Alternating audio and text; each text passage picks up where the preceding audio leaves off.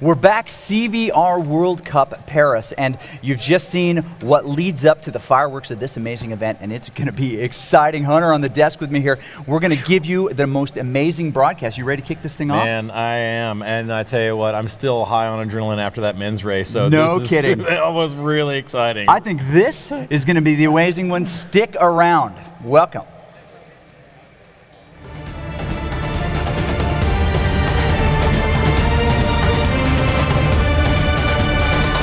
CVR World Cup has truly become a world event.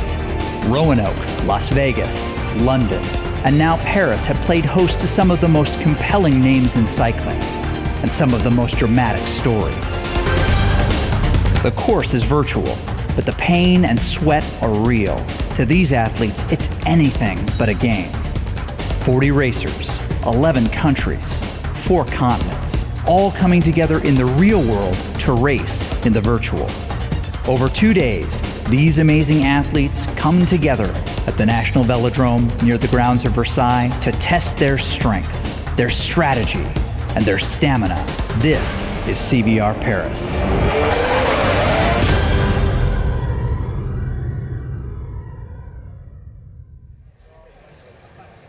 Fabulous, welcome back. This is the Velodrome National de Saint-Quentin and Yvelines for CVR World Cup Paris. I'm Chris Haskell, and this is the coach.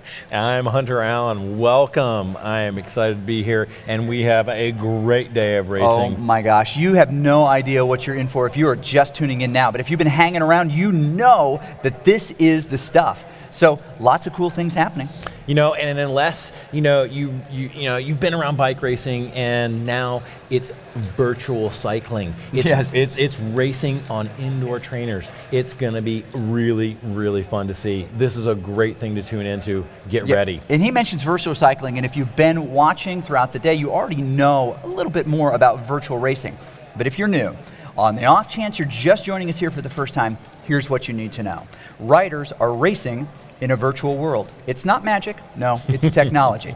And the efforts, though, are real, as you will see these women throw down. This is the marquee event, the last one of the day here at CVR World Cup Paris. Now, each of these bikes is actually connected to a smart trainer. You're seeing some of the footage as our cameramen kind of get in on these devices right now. These smart trainers judge how much power they're putting out. They also add the resistance when they hit that hill or back that resistance off when they cruise down that hill, right? The data created by this thing pushes into the game, as it were, the virtual world, and creates this opportunity for avatars to race each other in the virtual world. It is very mind-blowing, very next generation, very Ready Player One, in my opinion. You know, and we'll talk a little bit more about the courses and the racers that the racers will face in a little bit. But first, let's add a little larger context to this. CVR World Cup races are at the forefront of virtual cycling competition. CVR Sports is esports. It's a competitive video game. So here's what we mean.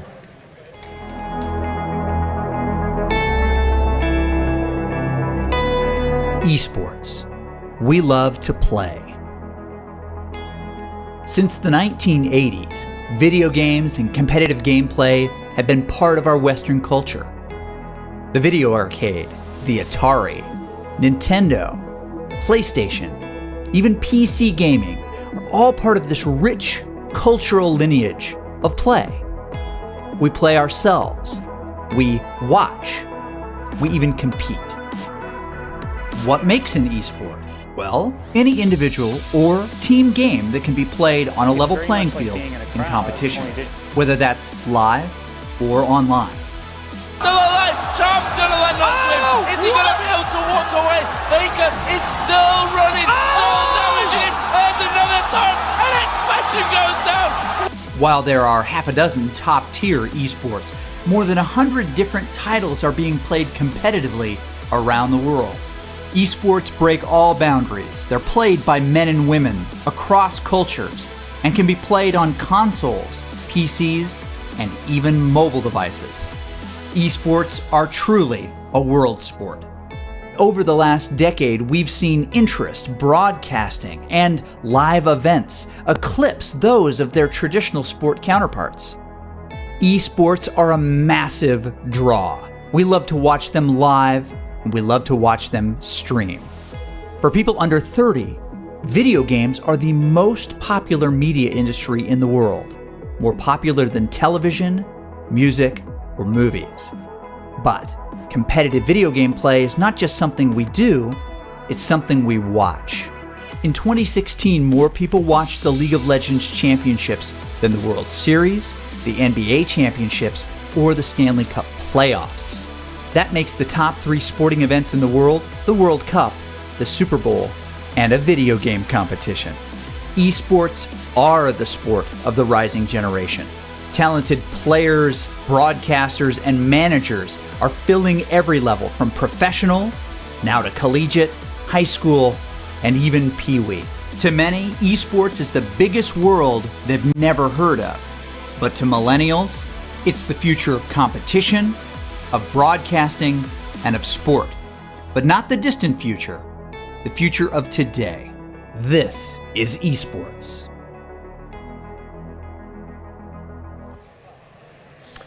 And that's esports. And now we're getting ready for the first heat of the finals. Right, now this is the big final. The finals. Yeah, this is the finals. Well, but the first race of the finals, very good point. This is the final, CVR World Cup Paris, and it's a series of races. Not what you saw before, maybe even not what you saw an hour ago. This is something completely different. CVR has changed some fabulous things, and we're going to find out just exactly what this CVR really is.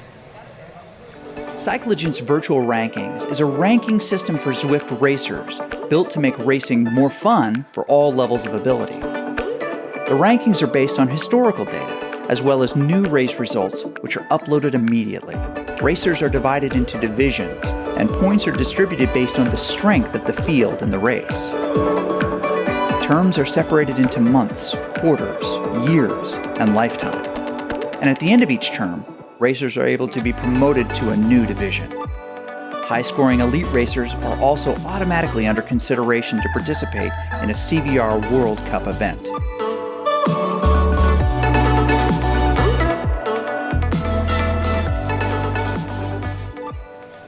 So many new and exciting features have been added to the event today as well. Chris, you know, right now you can see the women warming up for today's race right there. They're right in front of us. We can hear their breathing. They're so close, right? And some of these racers, certainly we know even better than others. So yesterday we had those preliminary races that would determine who would advance to this collection of finals. And that was described, well, we describe them now, as performance and elite. So the top 4 riders from each of those races and the 2 fastest riders from those 2 races were named to the elite group. Those who didn't, named to the performance. And the performance race was everything we hoped it would be earlier today.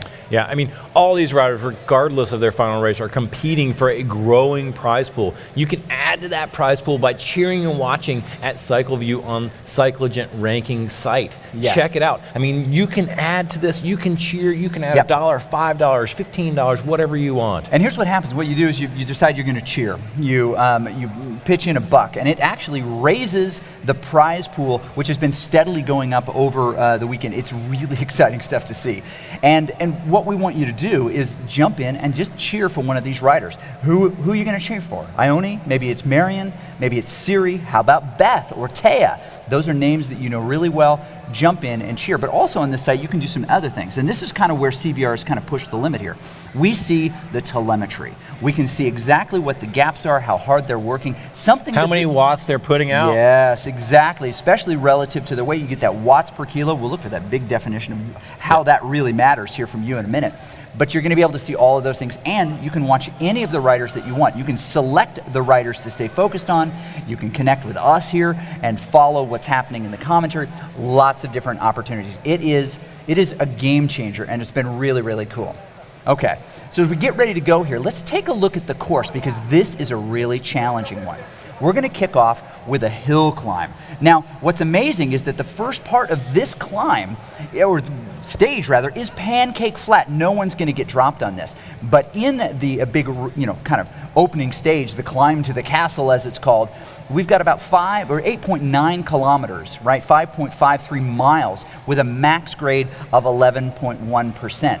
That is a 4K, when you finally get to it, of not gradual climbing, but painful climbing, right? A total of 725 feet in that space, 221 meters. And it ends right on the line of the cobble up there. You get up to the castle, and then that is it.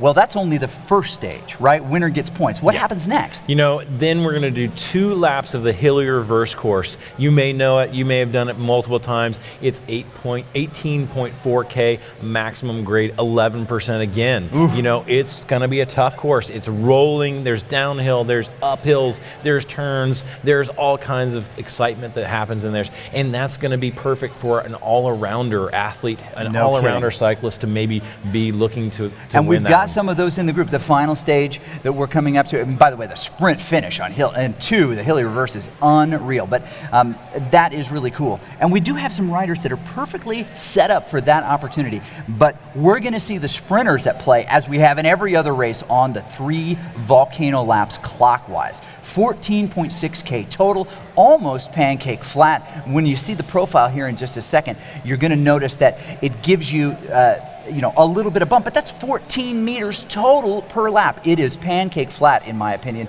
and as you see the profile here, you see that as well. You dip into the caldera twice. You drop down to the sea level, as it were, just a little bit. You're going to see what OSHA would never approve as a race course, which of course is all of that It could lava. be hot. It could be hot. Definitely. Okay, so let's give you a quick rider roundup of who we're going to see today, and we want to spend as much time talking about these girls as possible. We've had just a little bit of a change up here. In position 1, we've got Beth York. That's right, the very one who was sitting on the desk with me here from the U.S. Who do we have next? Hey, we've got Ione Johnson next, and she is a really strong cyclist. Australian rider, 19 years old. Then we've got Marion Sicot. She's from France, 25-year-old rider, really well known. We'll talk about her judo experience probably a little bit later. All right, hopefully she's not going to throw any elbows here. No kidding. All right, we got Siri Hildon. She's from Norway. She has been the criterium champion 3 years in a row, so look for her in the criterium. That's right, stage 3 for sure. And we've got Irina Asola. Very nice to have her, Harriet Dodd in the group from the United Kingdom. Also another young rider. Not a lot of experience, say, in a race like this, but on the mountain bike course, she can crush it. Very cool. All right, now we've got Irina Asola from the United States. She's a UCI pro. Yes, she is one of the favorites in here. That's right. She's here for the cash money, yo. She's been racing all year long in the UCI circuit. And Esther Miesels right here from the United States as well, 22. She crushed her group yesterday. Look for her to do some amazing things. Amazing performance. And we've got Rachel Elliott. This might be the guaranteed favorite. You know, I mean, for sure. She really threw down yesterday. The last 2 riders, Taya Freestead from Brazil here, has been doing great stuff. And our final rider, Inga Jansen, she also, the Netherlands rider, a great. Now, this is where it all happens. We're going to jump down to the course in just a second. We're 20 seconds away from the start. When the gate drops here, it'll be very interesting to see if they do the standard scramble and kind of kick things off. I'm looking forward to you, the coach, up close and personal with these riders, telling us what's going on. We're going to get unprecedented access, and the gate is ready to drop. Let's see what happens now. And here we go. They spin up and they drop the gate and go. We're on board now with one of these riders, Hildenen, and we see Beth York, her camera view. She knows what she's got to do. This is the moment where she's got to get in the group here. Ione Johnson drifts off the front. She backs off a little bit. You'll start to notice these types of things happening in the group right now. We've got the up in the corner, look in that left-hand corner, you've noticed that some very savvy riders have picked up a hint from some of these others. Others, maybe not. Harriet Dodd, a relatively newcomer to this. Now she's listening to her music, kind of focused in on what's going on. You'll notice she does not have a power-up. Well, why do some people have power-ups, but Harriet Dodd does not? Because they did a warm-up which allowed them to travel under those banners to pick up that. Now, you'll notice quite a few of them have the feather. We won't tell you which ones do, But we do know that that is probably the most valuable piece. Nothing is going to happen here in the opening roughly 4.5K of this as we move toward the base of that mountain. They're going to all kind of stay in that group. There's no real benefit to be gained here by going hard. And so what are you advising your athletes? They're going to have a higher elevated heart rate. They're going to be maybe spinning and doing a little bit more work than they would in this kind of classic warm-up. But how do you stay focused and not blow up your engine this early? Absolutely. No, I mean, in some of those riders, their heart rate was already at 172. I mean, they are putting out some power, and really that's not the time to do it because they're going to hit this climb and it's going to go even higher. So, I mean, ultimately, this is a place where they just need to kind of ride along and get to the base of the climb and then use their power there. Now, you can see that some of them, they want to keep the pressure on so that those other riders are on the limit at the bottom of the climb, because if they're at the limit at the bottom of the climb, it's going to only be harder. But oh my gosh, this is a tough one here. You know, we see that quintessential well-known lean by Rachel Elliott as she kind of leans into her effort here. She is a time trialist, pure and simple, and in the previous races, she has always been in a position to use that power against her competitor. She just drops it, gets a gap, and people flat give up. She releases the Kraken, and there's nothing that she can do about it. There's nothing that they can do about it. Exactly. That's right. That gap grows big. Taya Freestead, notice the shaved head. Very exciting. She's wearing that ODZ kit. We've got some teams at play here. We see the PTZ riders, 3 of them in this case, drilling there. One of those, Taya's friend, Beth York, making sure that she's trolling during the front. Now, it's very interesting, the possibility of some team tactics in this, and I think that we're going to see them. Right now, we've got everybody together. They're really just going to sit together at this point. This is not where the action happens.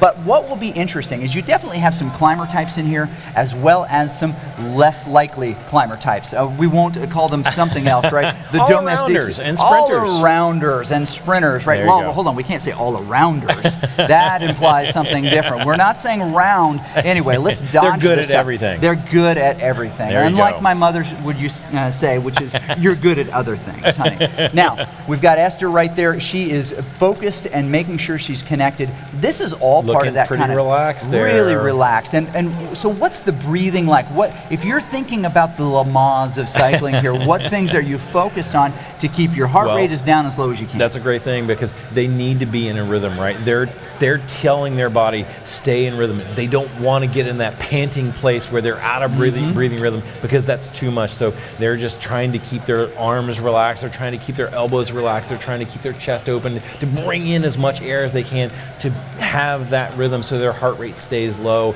to save it for this climb, and it's coming soon. It is coming really soon. Right now they're underwater and they're getting ready to make this big turn. They'll come out onto what the fans call Jarvis Island. The reason they call it Jarvis Island is this big tree in front of you. Now we won't pass under it, but we're going to see it. The big tree with the hole in the middle was on Jarvis Island, which was the first location for the Zwift virtual world.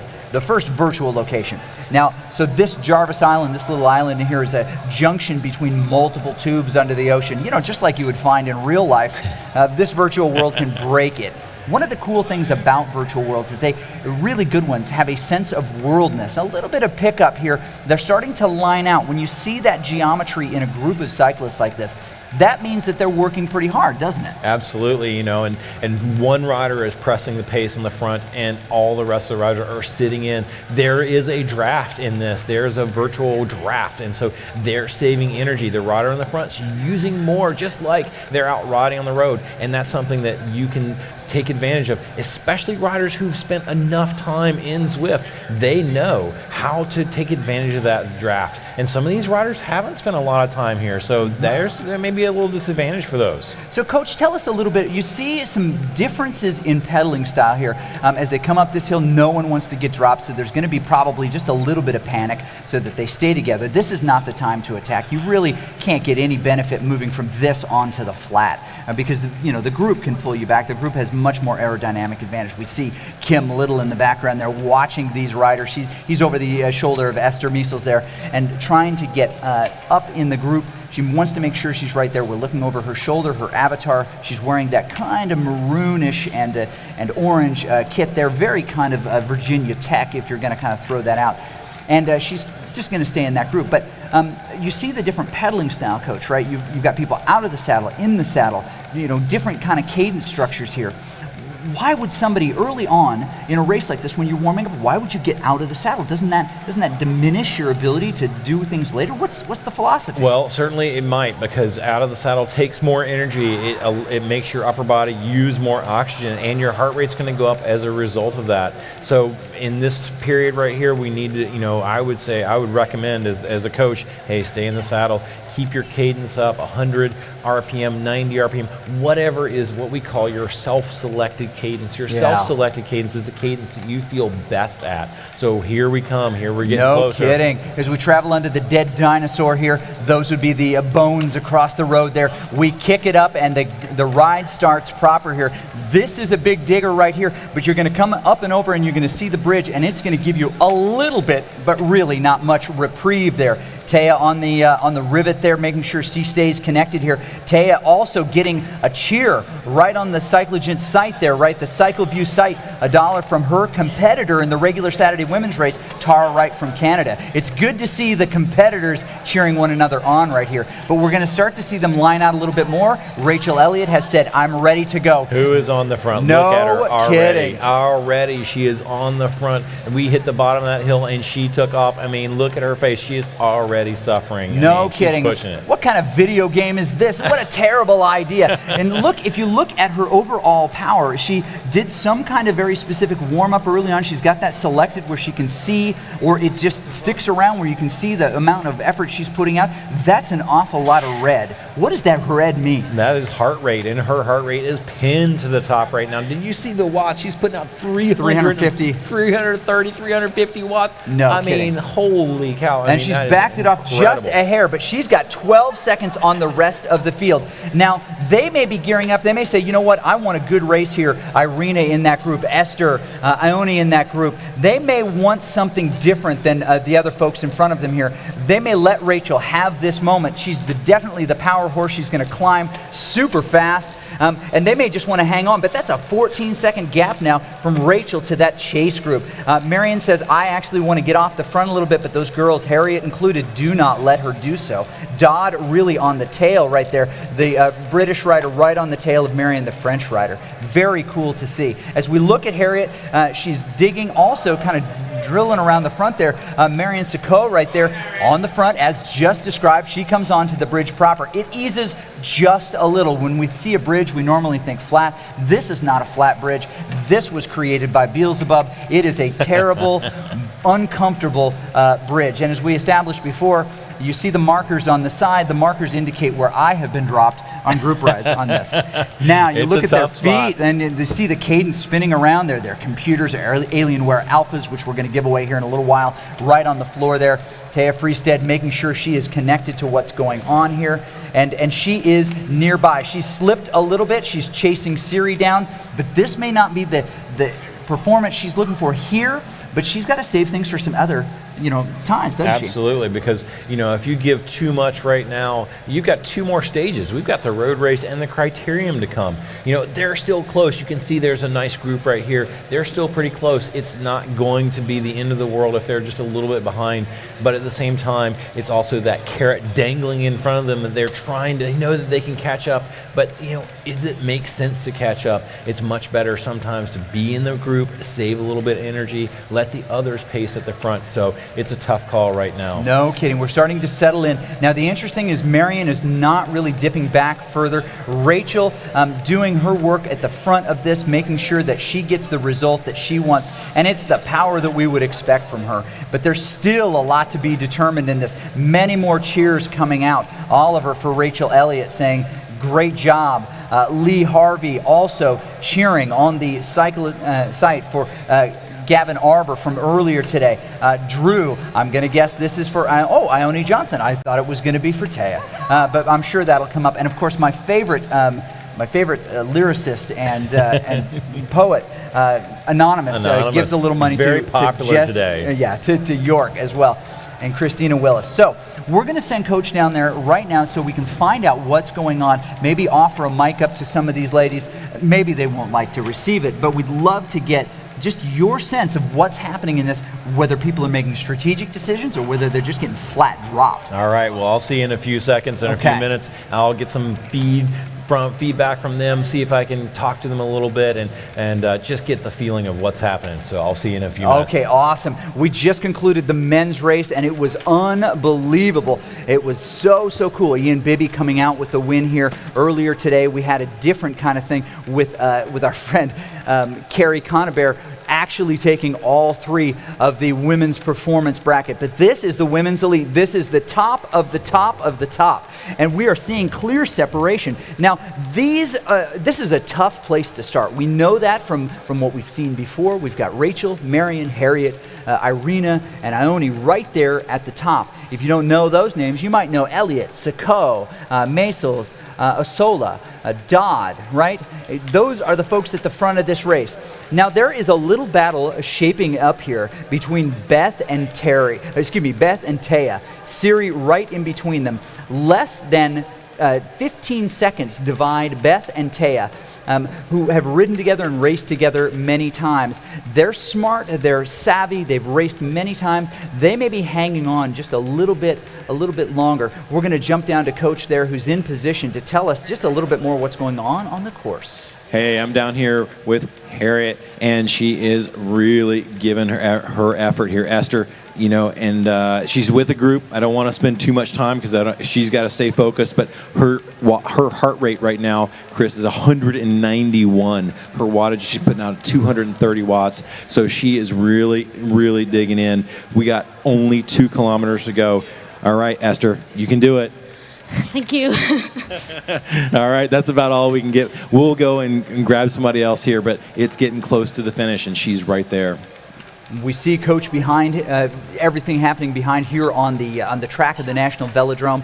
The Olympics, really kind of kicked into gear. It's not until 2024 here in Paris, but we're excited, and this venue is likely going to play a big part in what's going on. So Esther in that group hanging on. She definitely is the 3rd rider, but they have detached Ione. She's 3 seconds back. Not happening for her. The gap is actually falling for Rachel Elliott. Marion Sacco, the French rider, says that you're not going to just take this from me. Now, you see on her face, Rachel, who did a hard race yesterday, big solo effort yesterday, is now kicking it into gear a little bit more. But if Marion can just stay steady, take a little bit more out of her, that once 17-second gap has dropped down to 10 seconds now. The French rider trying to catch on to her. Rachel trying to hold on to her piece as well. Now you'll notice she's wiping the sweat from her eyes. She knows how to do this. She is pure time trial all the time. This is her kind of race. She looks up, she's got that lean to the right going on your screen. That would be the lean to the left, just trying to milk as much blood from the stone as you possibly can. She's got to do it. Coach has got to be pleased in a situation like this and doing as much as she can to stay off the front. Marion, however, is not allowing her to do it. As we look in on Marion Sacco, we see that this gap is no longer a huge gap. They're climbing up a hill, but you can completely see Rachel Elliott in that group. Oh, she not in a group at all. She's chasing all by herself. They're getting closer and closer and closer to the climb here, and she's chipping away. 8 seconds now. Rachel dipping into the red, but she's not getting very deep. Boy, she's kind of wearing out a little bit. This may be a little too much too late. The question is Marion Sacco, with her comeback ability yesterday, can she draw back a little bit of that distance? She's in a position now with almost 54 seconds on the next group. She's definitely going to get 16 points, but Marion says, I don't want 16 points, I want 20. And she's going to have to take that right out of the back pocket of Rachel Elliott, who is on the front, but as she is not putting out consistent power like she was before. She doesn't like it when she hears me say it either. She knows how far she's got to go, and then she's dipping it into that 300 watt zone. Her heart rate elevated, not expecting to see her at this high. We saw her kind of max out yesterday at about 182, 184 beats. She's kicked up above that. We've seen 88, 89. She's got to back it off just a pair, but she can see the castle there. This is the time for Marion to empty her tank tanks if she's got any chance to catch her, and she still may. She's not very far behind. She can see her target on the road. Will she be able to dig in and do it, or will she be satisfied with where she's at? It's going to take 400 watts or more. Her heart rate rising. You can see those legs spinning fast, over 100 cadence. That means she's putting everything she can into it, pedaling as fast as she can. But it looks like Rachel is going to crest over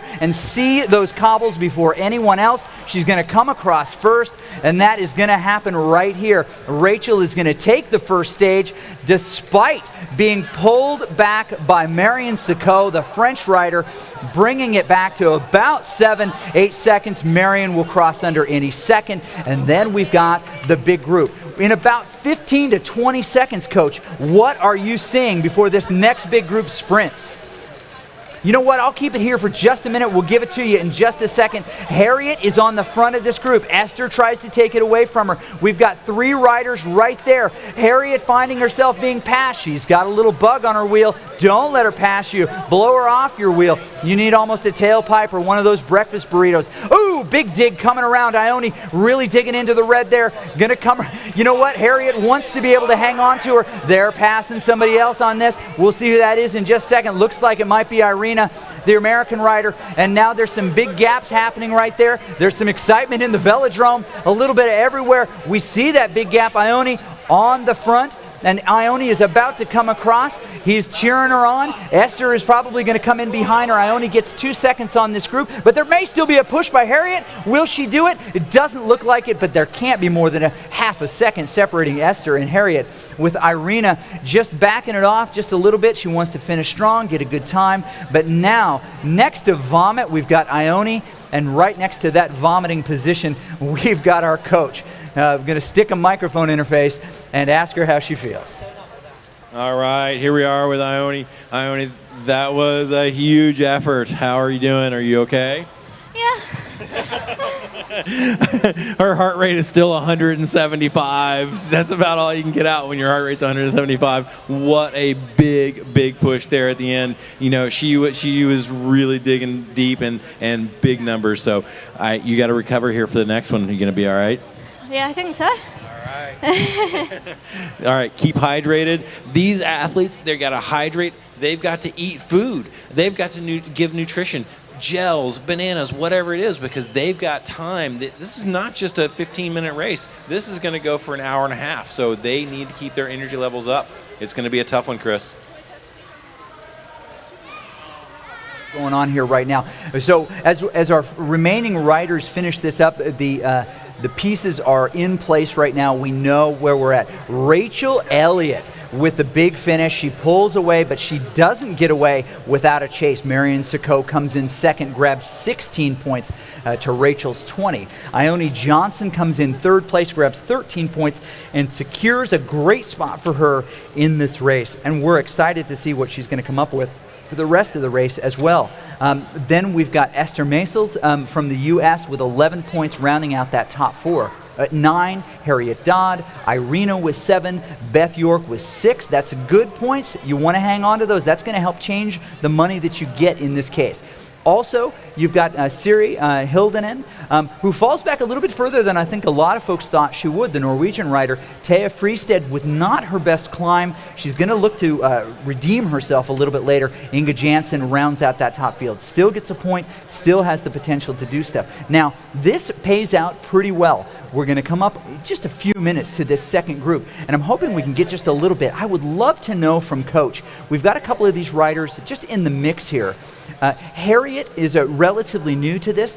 This may have taken some things out of her, but I want to know really if she's got some more strength left. Coach can find that out for her, but also to find out how some of these other riders feel. Beth York, who's been on the desk with me all day today, finishes high in the field. Irina gets away from her just a little bit, but she manages to hold off Siri, which is really important. Taya and Inga rounding out that top group. But as we look kind of to the middle of the field, number 5, we've got Harriet, the relative newcomer. We'd love to know more about Harriet Dodd. That's you, Coach. All right.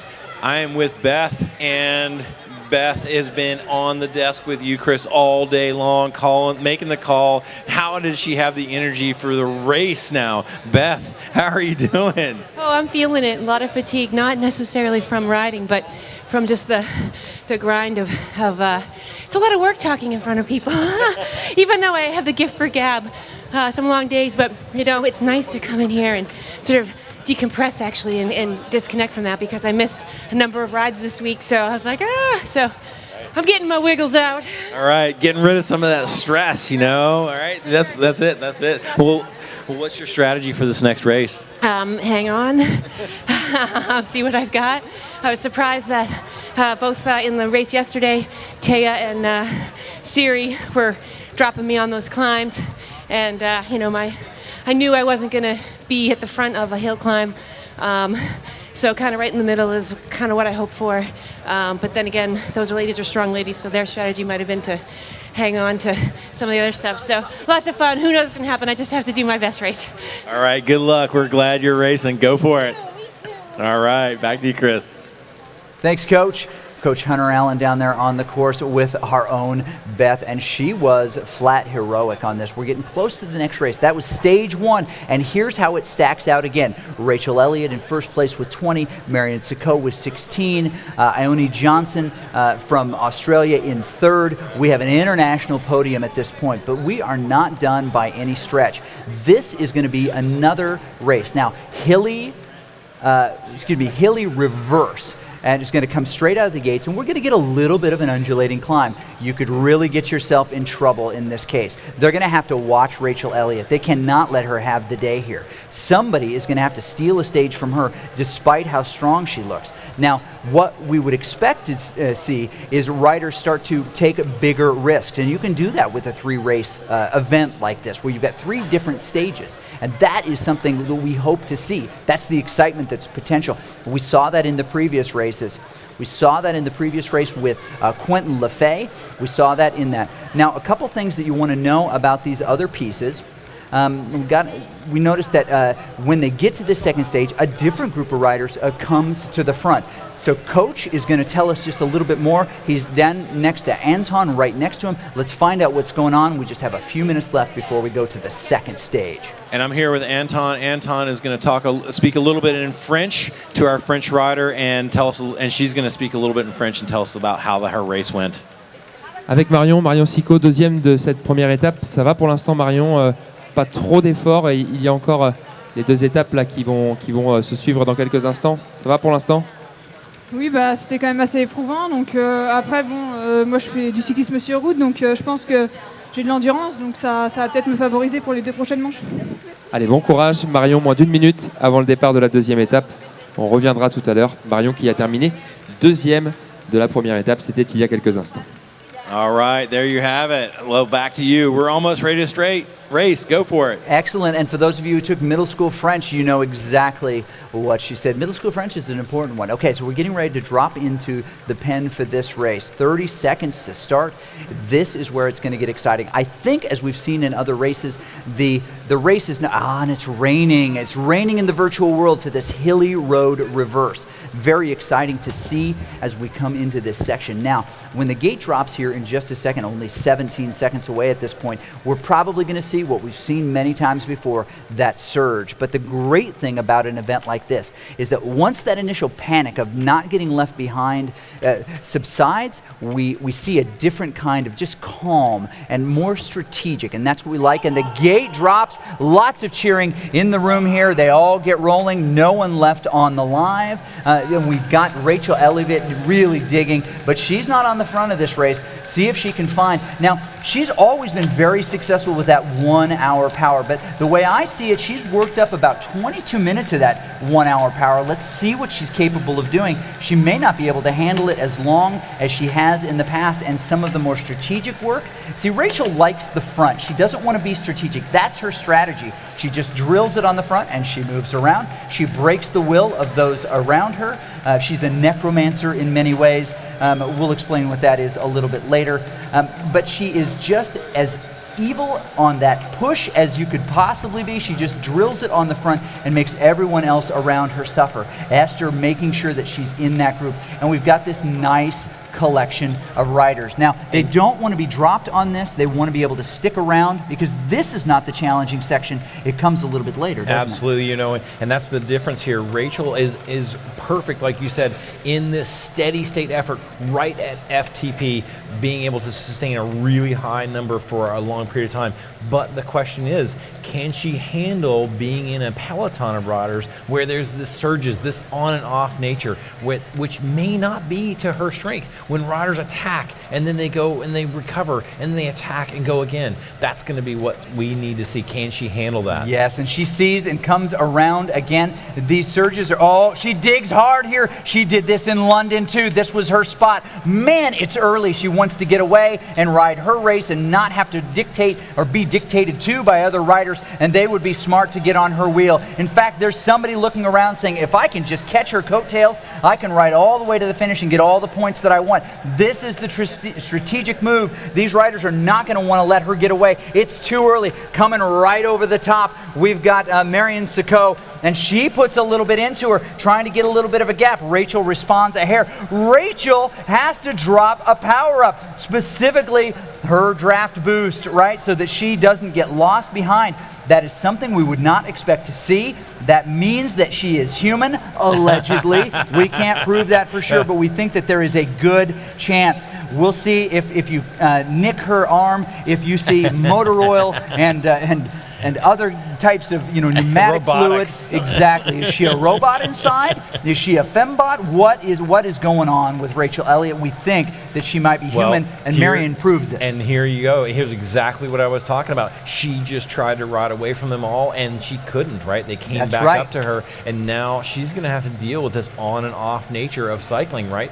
Just what's going to happen when somebody else attacks? Yes. Is she going to be able to go with them? And then somebody else might attack on top of them. That might be her Achilles heel here. It might be, in fact, and we see Rachel Elliott on the front again, Marion in that yellow bright jersey wanting to come around her, but there are others in this field who want to come around her as well. We've got Ione, we've got Irina, Harriet, Siri in this group, and of course Marion Sicot, the French rider. We've seen a little bit of a gap unhinged in the trailer. We see Beth, Taya, Esther, and Inga. How are they going to catch back on? Oh man, it is going to be tough because they've lost the draft, and so they've got to work together.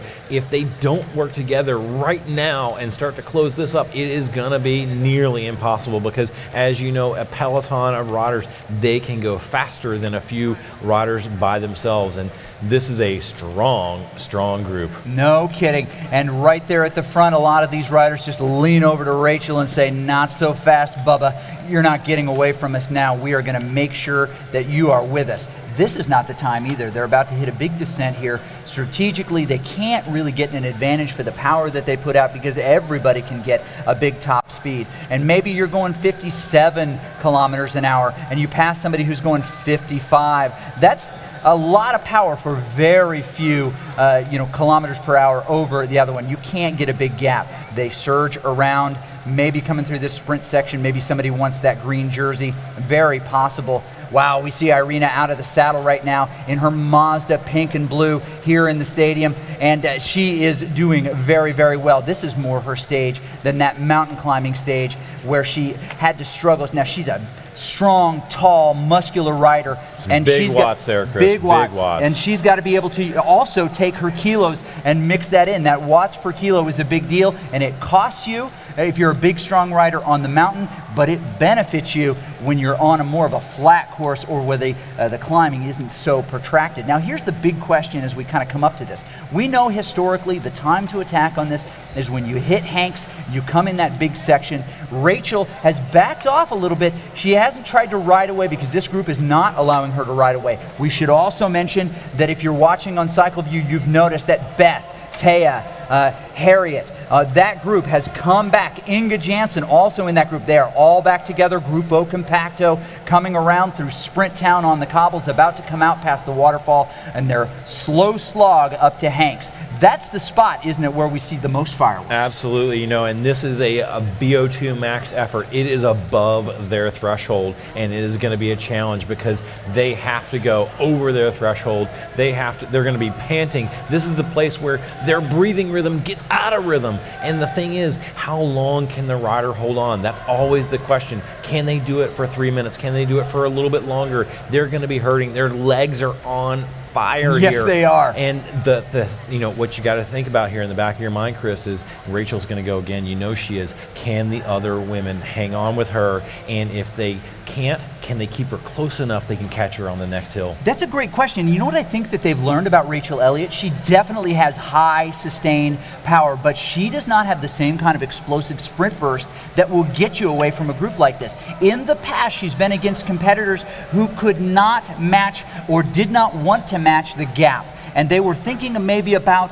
their other finishing. Well, she got away, so I'm going to race for second here. These girls aren't doing that. They are letting their legs tell the story, and that is no different. Taya Freestead moving to the front here, saying, I'm going to rep Brazil as much as I can. Husband Drew at home, another great cyclist, also on the ODZ squad, cheering for her. Lots of cycling families in Zwift here. But you see those other jerseys of the PTZ riders trolling the front, making sure that they are well represented. Maybe some team tactics going on here, Chris, because you can do team tactics inside Zwift, and one rider can go off the front and another rider can sit on and make sure that the chase is being neutralized, just like in the real world. It's exciting to see, and so that's something that we could see here coming up. And you got to think, multiple riders on the same team. We've got to see some team Absolutely, tactics. And I think we've got Director Sportif, BJ Alfonso, in the room here.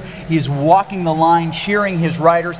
The men's elite race also doing the same. We see a lot of those riders walking up and down the line, cheering these women on, and we have a big crowd here in the velodrome right now. Lots of people milling about. They can get close to the riders in ways that they haven't before. We're about to cross over the line. Taya Freestead near the front, but she gets past here just a little bit by Ione Johnson, and she's going to try to catch on to the group. Yeah, she wants to stay right next to those green wheels, doesn't she? Here's where the fireworks are starting. This is the big section, not the toughest spot, but many, many things will be decided here. Here's the question. How long can you go at your highest level of pain? How long can you go before your legs just give out? Is that time going to be different for these other riders? Well, it certainly could be, because some riders can ride above their threshold for a little bit longer than other ones, and that's a huge deal because all those riders are going to be really, really focused right now, and they are just at their limit. They're coming up to this hill at their threshold, and they're going above and beyond. So keep it going. Oh, here we go. We see some big stuff getting dropped. Now we saw, a feather being dropped up there. One is still being worn. The only thing she could get is that truck, and we're starting to see it spread out a little bit as we jump up the line a little bit more. Rachel moving to the front. Ione takes it back over again. Marion Sacco right there. A little bit of a gap now, as much as 3 seconds. This is Rachel's big move. But how long does she have at this wattage? We've seen it slip, and so if they can stay on her wheel, there's Marion right there. If she can slip into that draft. Oh, look at that face. Oh, nice, nice. Face. She's got to close that gap, and she knows it's about 5. Close it down just a little bit more. The time to move is now, as we discussed yesterday. Marion, if she can catch onto this wheel, she's going to make Rachel do the hard work on the climb, and it looks like she does. Another rider comes around. Marion's still in a great spot. She wants Rachel to chase, but she won't. Seeing those thumbs, those ride-ons fall into her back pocket. Marion Sacco in a nice, comfortable position. Says again to Rachel Elliott, you can't just have it. Now, on a climb like she had before, she showed that she was capable of pulling her back. I think this is the big battle here. It's very interesting to me. I don't know that Rachel's riding style gives her the ability to do what she's done in the past in a 3-stage race. As a time trialist, if she can get that gap, she can motor to the finish, and she breaks the will of those around her. She can't do that in this environment. Now, what we see is Rachel Elliott. We see her focused on the front, but those other girls just sitting right on her wheel saying, have at it. do a little bit more watts per kilo, and we're fine with it. Absolutely. Marion, Rachel, and Ione right there in the front. You know, and Chris, this is a different course. Doing this in reverse, it makes the climb a much more gradual climb. Yes. And when you have a gradual climb, you can still get a draft. Yesterday we saw in the first heat, it was the steep side of the climb that broke the wheel, and that's a difference here. Now, all of a sudden, it's like Rachel doesn't have all of that steepness, all that gradient, all of her power to weight ratio to break it up. So there's a difference right there. You've got two other riders with them, and the chase is right behind them. And then we are seeing some hot numbers here at the top of this Look at Marion, field. holy cow. Marion, Rachel, Ione, all dipping 7, 8, 9 watts per kilo. They are throwing down. They're making a big gap on Harriet and Irina, who are behind them now, 11 seconds to the chase group. But this lead group of 3, Ione Johnson, how about that? Not something that we expected. She did not have the finish that she wanted on the last one, maybe saving a little for this one as well. Now, she got in that second position, Ione did, in that first race. And that is really critical. And she's showing that she belongs up here with Rachel and Marion. Those are the riders that we are definitely going to watch. That gap continues to grow to the chase group. Irina and Harriet now looking around at each other, maybe a little de facto, kind of meet up on the road. They are going to work together to hold off Siri, Esther, Taya, and Inga. And unhinged off the back, we've got Beth. Boy, she needs a juice box or something to pull her up to that group. Her head's tilted to the side, doing as much work as she can. She knows she's got to get top speed here, that the time to catch this group is before the banner. And if she doesn't catch them before the banner, those 4 riders are going to be able to do way more on the front. And she's going to find herself alone, attacking off the back with no one to cover. She drops her arrow. Oh, there, she has to do it right now, because those other riders, they start going downhill. They're going to be going 50 kilometers an hour, and she's still only going to be going 15 or 12 kilometers an hour up the hill, and that's going to create a huge gap that it's going to be almost near impossible to catch No up. kidding. Rachel Elliott and her whole cadre over the top.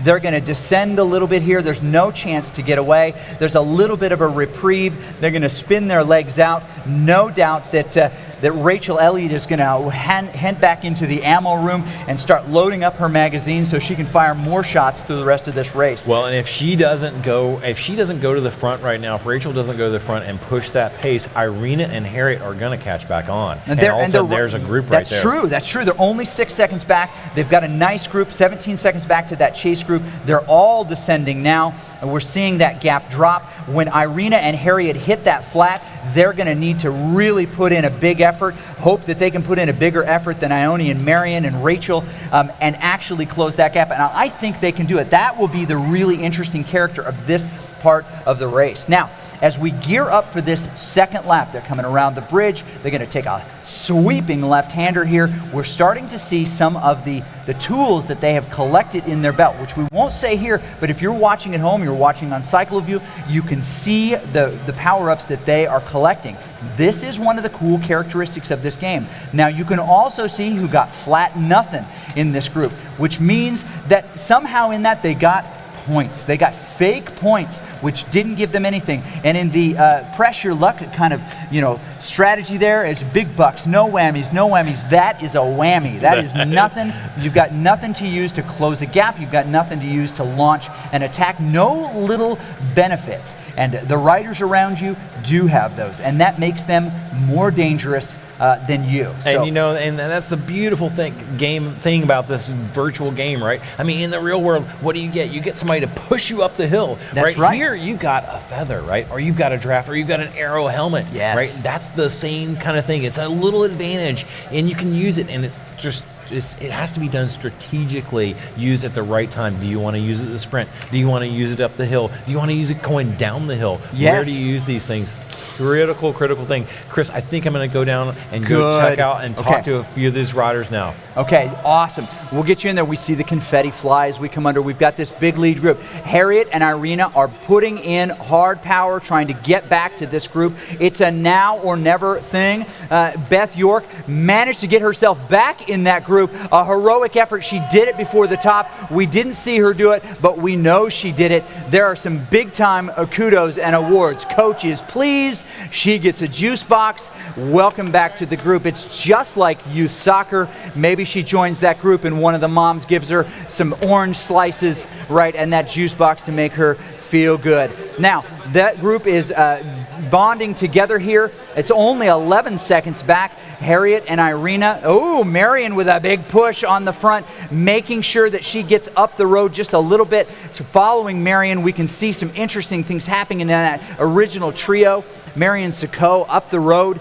Rachel right there with her. Ione Johnson. It'll be interesting to see who's got the legs here. They're just kind of dancing around each other, asking, what do you got, sister? They're not organized at all. If they were trying to get away from Irina and Harriet, and Harriet also gets away from Irina, but in the wrong direction. She slips 3 seconds back. Irina, knowing that she's close, has made the decision that the time to bridge is now, and she's got to do it. Harriet trying to catch on, but we see Irina disappearing into the ether, vanishing like a wood sprite into the dark forest. Irina heads up the road, and she has made the catch, caught that group. Often when you're in a nice flat like this and you catch the body language of the other riders, you can put in that one big nitro boost and kick it into gear and catch on to that group. Now she's got the important job of recovery and not allowing herself to get unhinged. A lot of riders, taking a drink of water, but a lot of riders will grab that character 3 on the keyboard, the number 3 on the keyboard, which will allow her to see that first person view, which gives you a more accurate distance. Now, as we get ready to go to coach here, let's describe what's happening. Harriet not giving up. She is also putting in a dig of her own, only 2 seconds behind Rachel, Irina, Marion, and Ione. But we've got 2 groups on the field, really, if you count Harriet in that lead group, which she should be. Beth, Siri, Taya, Esther, and Inga in that chase group 30 seconds back. Very cool. What are we finding on the course coach? What do we see? I'm right here with Irina. She just crossed across that gap, got to the first 3 riders. She's in the front group right now. An incredible effort. She knew, like you said, she had to do it right then. And now we see another rider coming across. So we've got a group of 5. Irina, can you tell us a little bit? How are you doing? I'm doing okay. Are you going to make it? What are you doing? You're just sitting in right now? Yeah, just biding my time, I guess.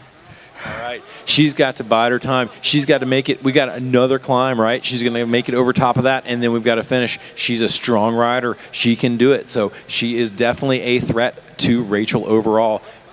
You know, this is a great, exciting race. Back to you, Chris. Boy, you're not kidding. Now this gap in the back there, again, this is for money here. We've got this big group, and right now they're working together. I don't think, based on their watts per kilo, that they are trying to bridge up to this group. If so, you'd have a strong rider on the front one at a time, setting a pace more blistering than those around them.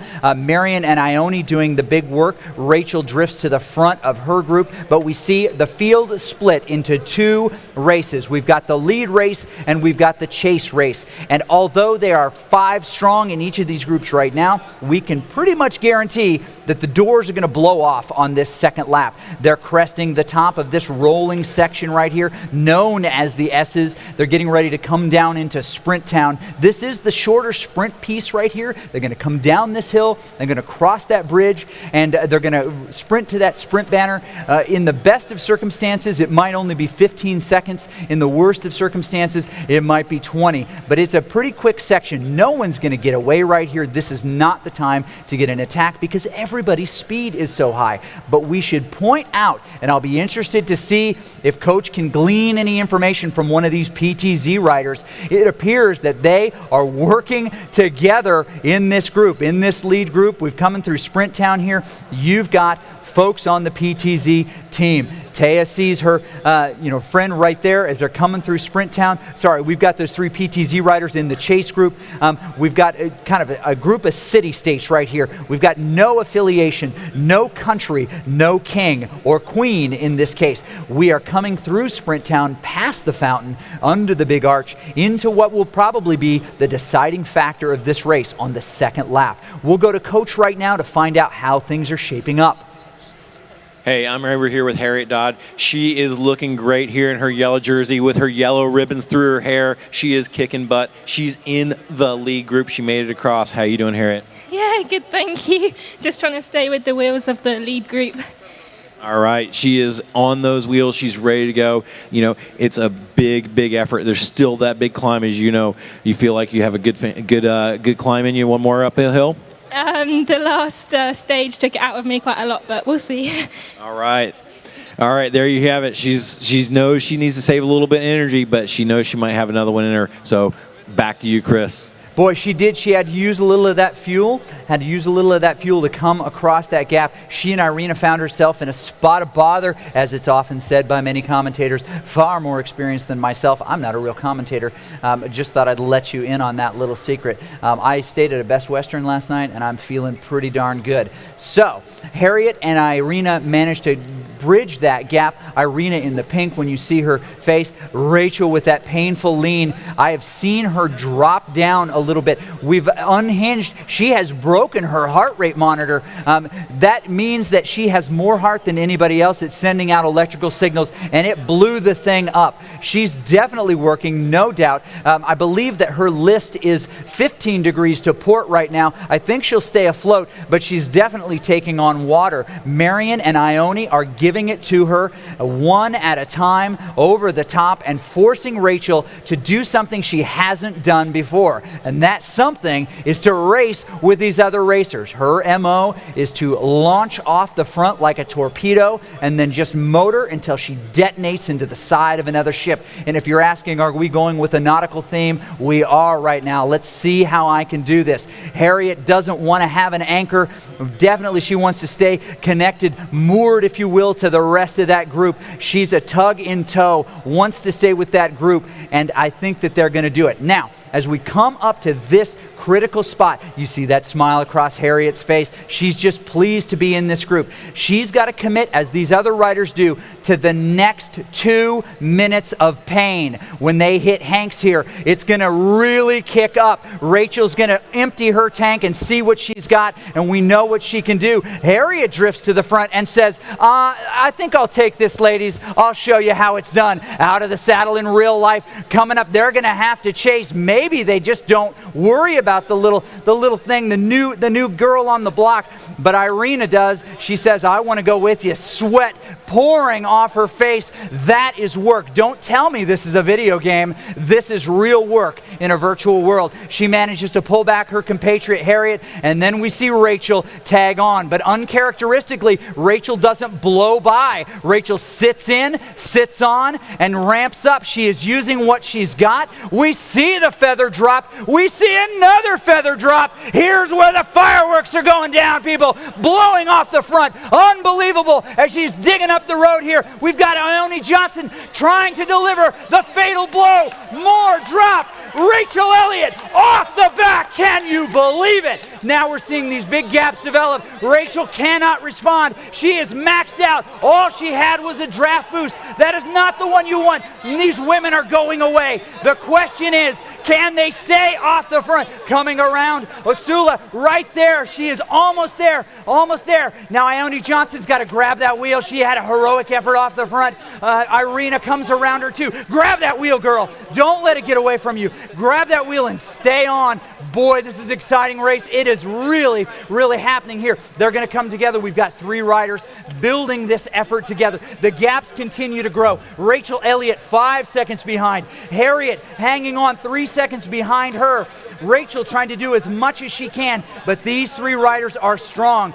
Everybody came into this race thinking Rachel Elliott was going to run away with all 3, but this has not been her race. They did not let her go.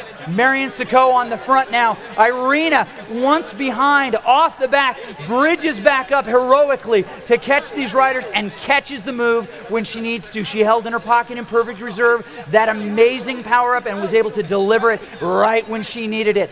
This is an exciting race, Hunter. What is going to happen from here to the end? Oh my gosh, I can't believe Rachel has been dropped. I mean, we thought for sure she had it, and now she has been dropped. It is unbelievable. She has really lost a little bit of this effort, and now Marion and Ione are definitely drilling it. Okay, we're going to kick this up here right now. Thanks, Coach, for that. You know, it is Rachel Elliott trying to chase right now. She is 5 seconds back of Ione. Ione's going to try to stay off the front here. She'd like to make that connection, but Marion Sacco with a big kick. She wants this to be her moment. She doesn't want to have to race the big sprinter at the line. She wants her gap. Irina knows that this is her moment. Once she hits that big descent, Rachel Elliott now passing Ione. They are together in a chase group. Ione, I think she's hit the anchor here. She's giving it everything she's got, and Rachel is moving away from her like she's standing still. Rachel into her big power gear, only 5 seconds behind Irina. We may have written Rachel out too soon. She is digging to the front here. Still only the second stage of this 3-stage race. Irina trying to maintain as much power as she can, glancing over, making sure that she's at least matching what Rachel's doing, but it doesn't look like she's got that much fuel in the tank. But Marion Sacco, the French rider on her home turf, has got to just deliver at this point. She's giving everything she's got. She knows that the transition over the top, she hopes she gets a great power up, but she's not leaving it to her. She is surrounded. Look at that face. She is giving it everything she's got. She's giving it everything she's got. Now, she's going to come up over the top here. Yeah. What has she got to do with her speed? She has got to maximize her speed. If she had an aero helmet, this would be the time to use that helmet. Now, she dropped it earlier. She dropped that feather to get the break. And so now it sees what she gets. Now, we won't reveal it. You at home can see, or you on Cycle View will be able to see. And she's going to dig that. Boy, look at that face. Look at that face. I mean, she is killing it. And I told you this was it. I mean, she is really going for it. This is all or nothing. She's all in at this point. Yeah, she is all in at this point. She's going to descend this hill, and you know the power up that she's got, maybe the one she wants, maybe not. We don't know, but she's not leaving it to chance. She's not leaving it to game strategy here. She's putting it all in her legs, and she's pushing it down. Now, Rachel has caught Irina. This is the crazy part. 7 seconds from Rachel to Marion. Marion is doing everything she can. Rachel is equally emptying her tank. She has slipped Irina off the back. If Irina can do anything to catch on, she definitely has the ability to sprint around Rachel at the end here, but that gap seems to be growing. Ione next one back. 2 seconds for Irina. She can see her competitor up there. The question is, can she spike her wattage right now? It would be a big boon for her to climb up in these overall standings after her less than ideal finish last time. She can jump a number of people if she can jump Rachel Elliott. The question is, can she ring that bell of 1,000 watts? I don't think Rachel can, but I really believe Irina can. I think so. I think you're right. And I told you earlier, Chris, this was the threat to Rachel. Irina was absolutely the threat. So if she gets her, it is going to be game over for Rachel. It is going to be tough. It is time that we jump in. This is the big finish, and we're going to see what's happening. Marion Sacco holding on for dear life. Look at that face. Look at that face. But the gap is only 2 seconds. Now she's being chased hard by Rachel Elliott. She's out of the saddle in the game. She's putting down max power. She's got to ring that bell. Can she get 500, 600 watts? It doesn't matter what she has left. So far. Drill it. But now we see Rachel Elliott in a rearview mirror. She's inside of that space. We can see her numbers. She's closing on her. 1 second back in the Cyclogen rankings. She's only 1 second back. So scary. Rachel could come around her right here at the end. Marion doesn't want to let her have it. She sees the banner. We're going to stick right here on Marion Sacco. She's got to drill everything to the line and manages to do it. Unreal. Rachel comes across second. Irina is going to drift across in third. The crowd goes crazy. They are gathered around her. You can't get close to the cyclist like you can in here. Look at this. I mean, she's got 25, 30 people all around her. Rachel Elliott with a heroic performance. We got to mention it. I mean, she was 5 seconds back of this trio, and she cranked that dial to 11. Right? She over the top. That's right. Over the she top. started her list to the to starboard from 15 degrees. I think she got her list to 19 degrees at one point, taking on water and continued to just drill. And she not only caught Ione, she caught Irina, and she almost caught Marion. Almost. What an incredible effort. An incredible effort by her. Kidding. And incredible by Marion. I mean, Marion knew that was she made the attack at the right exact time when Rachel was in the hurt locker, and she kept it. And did you see Marion's face? Yes. Oh, that was some serious suffering going on right there. We're going to jump back into this chase group because there's another race to call here. Taya Freestead to the front. These are the 5 5 remaining riders, and they are vying for spots, and they are vying for money here. Big money. This is important. These points matter in the overall standing. You cannot come in 5th here and feel happy that you all finished together. Pack time doesn't matter. Oh, and we see these start to drop. They drop these aero helmets. We see them, 2 trucks in the group as well. Achievement locked. Esther, as she digs here, she's a relatively new Zwift rider. Another 700 That's watts. right, she is crushing it. Look at her grind on those pedals, grind on those bars, and she comes across, wins that sprint. Esther Messels from the U.S. comes across, and we see this group really finish out. We'll get the official in just a moment. But the way I look at it, we know that Siko wins this, gets 20 points. We know Rachel Elliott right behind her. Irina Sola and Yes. Irina, Ione right behind her. Easy for me to say. That's right. If you're using the play-at-home game, you probably got that right. 10 points for those pronunciations. But then after, we see 9 points to Dodd. We see 7 points to Mesels, who we just saw.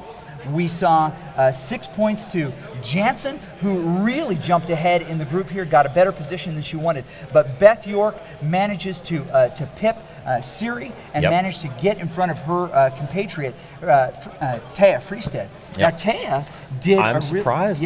She did really, really well yesterday. I am really surprised. Maybe she didn't recover enough. Well, there may have been some recovery issues, but honestly, Taya and Beth really drove that chase group. They worked hard at the beginning, and some of these riders may have been just savvy and hung in a little bit. But it's also, too, when they're all together like that, isn't it just ultimately their high watts? Is there a functional, physical difference between let's say, a sprinter and like a pursuiter? Right? Absolutely. What's different about the physiology? Well, they have different muscle fiber types and different percentages of those. They have fast twitch muscles and they have slow twitch muscles, and the difference is the percentage. Some have a little bit more fast twitch, some have a little bit more slow twitch, and that combination with their cardiovascular system is really what determines how successful they are at a given event. So it's not just the type of workout that you do, it's not just necessarily your body type, but there's some genetics involved. Yes. With who's a sprinter. Absolutely. There's genetics involved, and and that's the hardest thing to deal here with is if you're not a sprinter,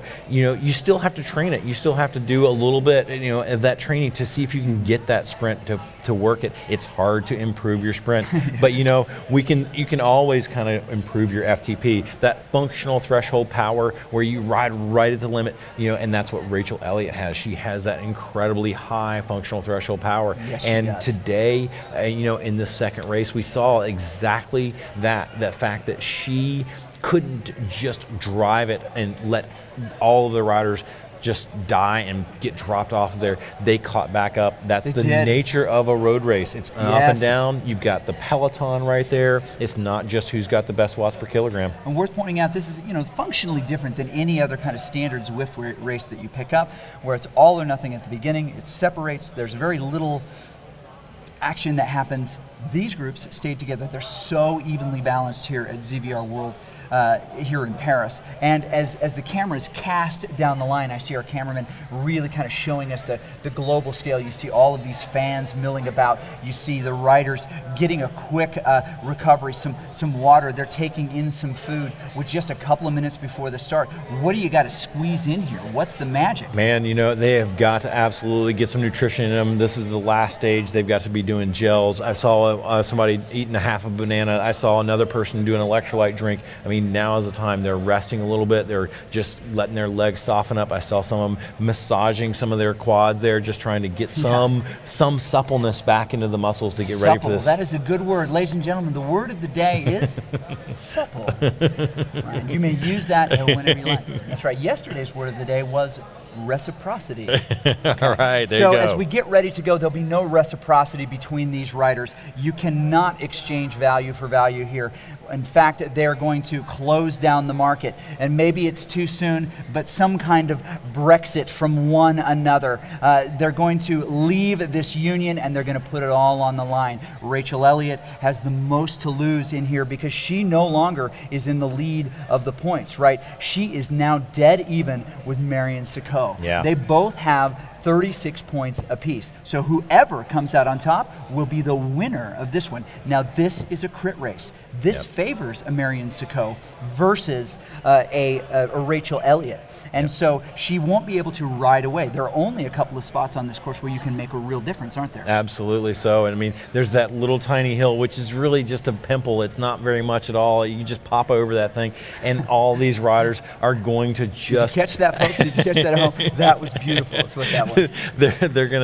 they're gonna ride together as a peloton, and you know, it's going to be a sprint probably. Yeah, I think you're right. And Rachel is not favored in a sprint. Not favored in a sprint. This is really interesting. This does not favor the kind of power that she did. Only 15 seconds left. This gate is going to drop. And then we're going to see very quickly if any of these other riders have different designs for this race. They're not going to be comfortable sitting around waiting for these two women to sprint it out. They're going to say, it's still an opportunity. We hear the spin up. The gate drops. We've got riders out of the saddle to make sure that they're putting down that power. We see early Taya Freestead making sure that she doesn't get dropped behind in the panic here. We are going to settle down pretty quick. They've seemed to learn this model a little bit better, and they don't go so crazy. That could be part of the fatigue as well, too.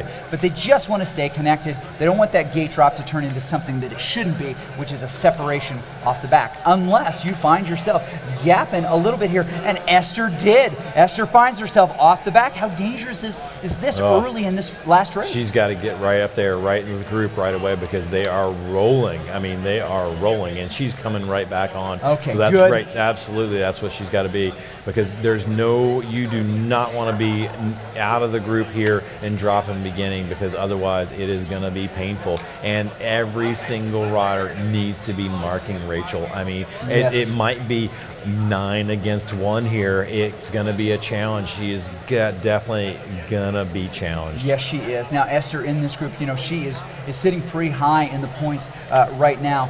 Really, the next one in that group, Irina, with some great finishing. She's gotten herself 20 points in the deal. Ione Johnson sitting at 24 points.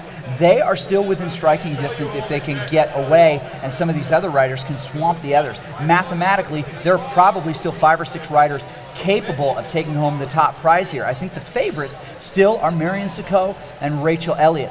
Rachel usually puts in a big dig here. This is one of the spots she likes to try to get away, but she may not in this case. She doesn't have, as we talked about, that high power. When you talk about the physique, she is an unbelievable time trialist. If we do a time trial with all of these riders, I don't think there's any doubt that Rachel's going to come away with it. There'll be some close second, third, but Rachel is definitely the odds-on favorite for an event like that. Absolutely, and we saw it on the hill climb. You know, I mean, she just laid it down. She has that ability to sustain a really high power. Her watts per kilogram ratio is excellent, and she can just suffer. I mean, you saw her face. Kidding. She is really able to do that, and that's where this is different. I mean, this is, you know, we talked about it earlier today. It's the neuromuscular power. It's the ability to go hard and then recover quickly. Go hard, recover quickly. They're short, hard efforts.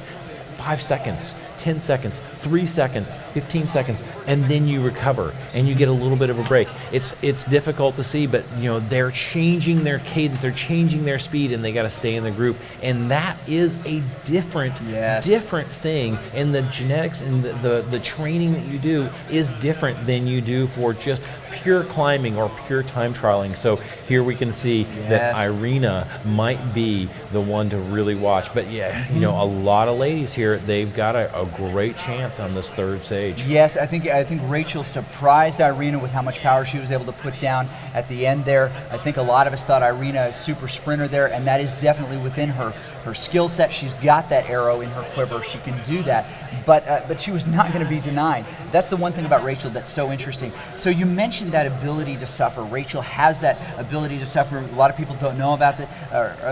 Her training includes a number of other things that are high-level suffer stuff. She's listing at about 15 degrees right now, but included in her suffer training, she's watched an entire season of Charles in Charge. Whenever she goes out to Thai food, she always orders 4 pepper. When she gets an ice water, it's still 4 pepper. She likes to train that suffer, and she makes sure that she does it. She'll always go over to her in-laws' house, even when she doesn't need to. She is you're making up stuff now, Chris. No, she's well acquainted with suffering. She knows all about it. but she's kind of staying near the front here. I think she's going to make an attempt to try to get away. I don't think that Harriet is going to let her do it, certainly. Well, she's got to attack. I mean, the only way that Rachel can really win the stage is if she attacks and gets away. I mean, that's the only thing. I think that's the only way she can win. Otherwise, she's going to drag these ladies around, and it's going to be a sprint finish, and it's going to be really tough for her. So, I mean, her strategy has to be go off the front.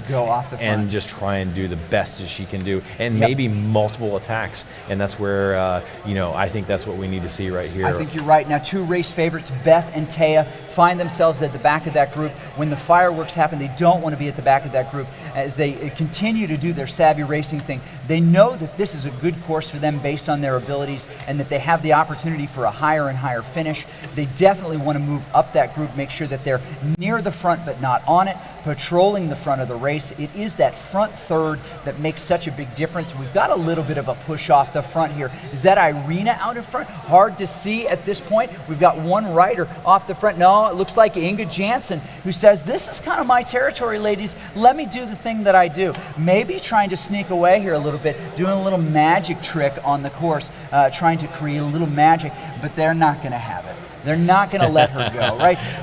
At this point, there's no victory, even if you have more points in letting someone else get away and steal the stage. Yeah, and you know, and we saw that in an earlier race today. A rider snuck away and had in our earlier women's race, she snuck away and she got a little gap, and then she got a little bit bigger gap, and the other ladies just kind of watched her go, and then the next thing you know, she had 5 seconds and she put her head down, and then it was 10 and it was 15. You know, that could be the spoiler here. Yes, it could. Really interesting tech happening out here, and one of the interesting things, not everybody has them on, but many of the riders are using the 4 Eyes Viver, right? The V4i, VER, which is a heart rate monitor. Now again, not everybody using it, that will actually send 2 signals out simultaneously. One to, say, your device, and one to something like a trainer like this, so that you don't have to share that signal between them. And that's a really nice piece of tech that James, Titanium Geek, has here with us today. 4 Eyes doing a great job of kind of putting the tech in here and giving it a strong test here at CVR World. That's awesome. You know, and Chris, and we've got so much tech here. It's really unbelievable. No kidding. I mean, we've got enough computer power here to power like the space station. It is absolutely amazing with all of the monitors and the computers and all these smart trainers and power meters on the bicycles, and it is absolutely an incredible achievement here to put all this together and to be able to stream this to you guys live. We got a big dig coming up here. We see some things start to drop. We've got that arrow helmet that drops. That's going to move her to the front. Who is it that's wearing that? Hard to see Here's from this angle. Little popper. Yes, little popper. We are on board with Rachel Elliott, doing her best to stay connected with what's going on. Is that the person she should chase? That is the big question. Sacco and Elliott have to be smart with their pursuits here, because they don't want either to let someone get away, but they also don't want to be the one doing all the work to pull the group back. They've got to be smart about who they choose to chase and not just chase everything that comes up, because you know what? You can only burn so many matches. Isn't that right? Absolutely. You know, and Rachel's looking kind of stressed right there. I must admit, she is looking a little stressed. 17 degrees to starboard. She might have burned a few matches already, and I think she might be feeling it, because, you know, this isn't a hard section right now. I mean, it's not that difficult. It's hard, okay, but it's not that hard. It's not on the she's not on the limit. She shouldn't be. So I think that we're seeing a little chink in the armor. Yes, Marion Sacco kind of moving to the front there. Interesting to see who we've got on the front.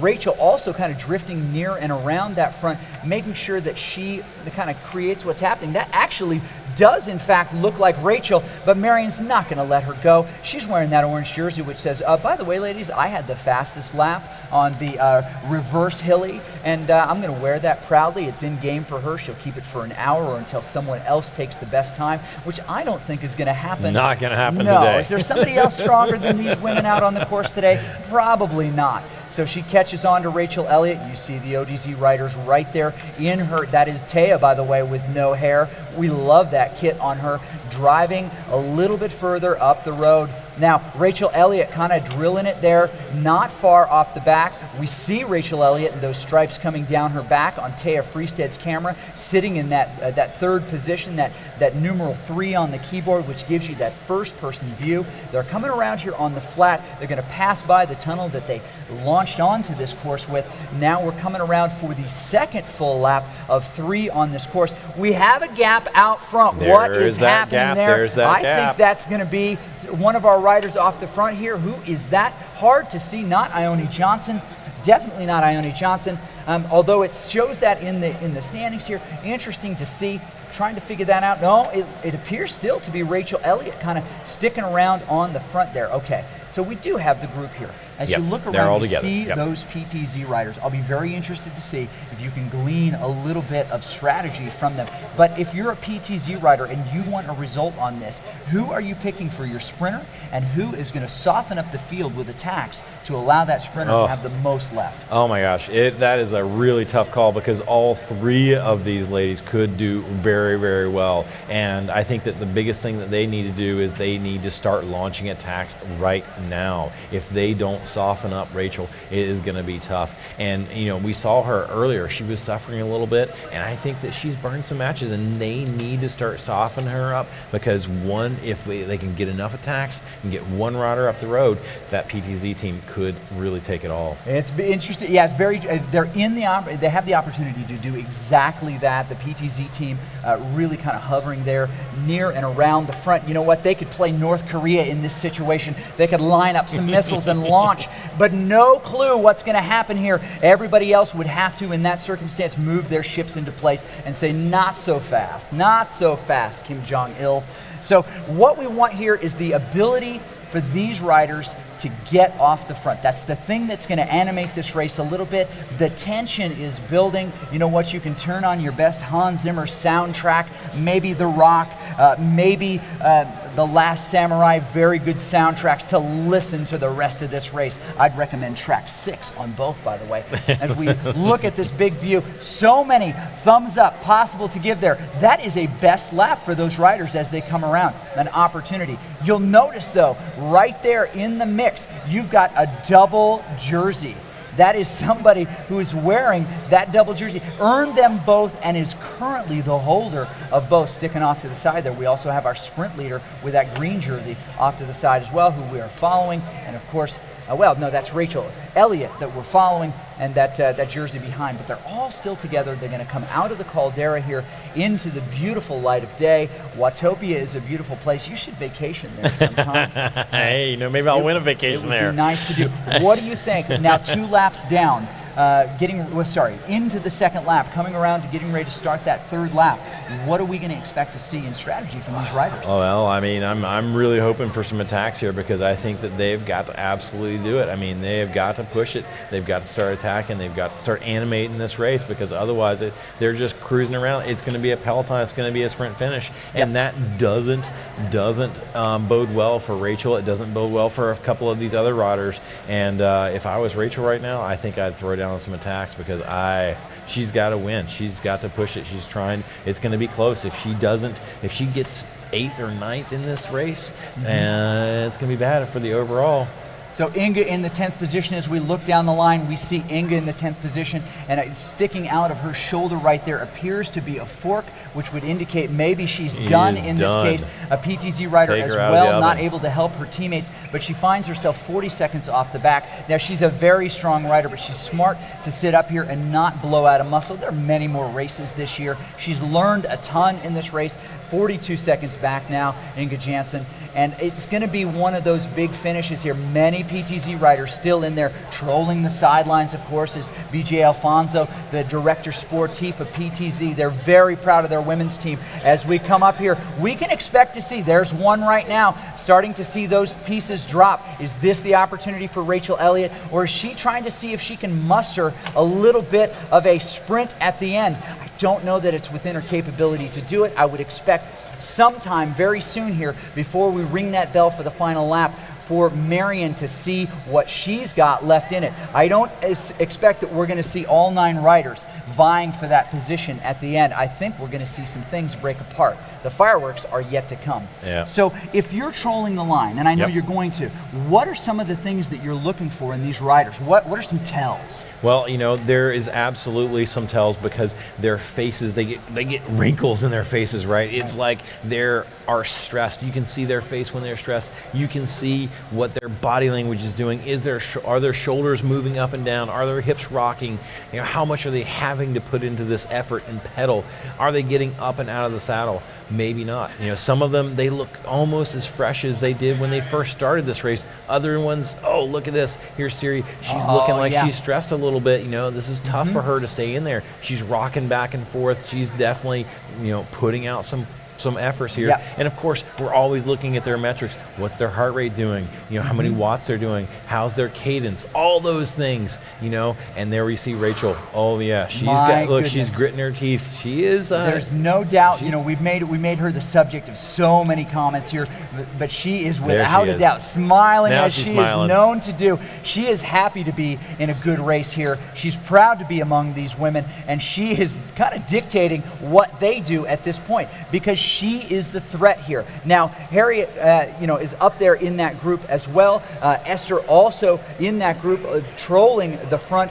Marion just a little bit further back, but not really in a bad position there. Marion also a big threat to the rest of these women. It'll be interesting, but the longer you let the Irenas and the Bess and the series hang around, the more you risk what they can do on this final lap. And those are strong riders. Now, don't tell me that Beth, who sat on this desk all day, doesn't have a few sparks left to start a big fire out on the course here today. I think she does, absolutely. And Chris, I think I'm going to go down here and go talk to some of these riders. I'll see you in a couple. Lots of things happening online, lots of people cheering. Those who are jumping into the cycle view right here, seeing some fabulous stuff. Ian, I'm not even going to try to pronounce the last name, cheering for Inga Jansen. More cheers for Taya Freestead.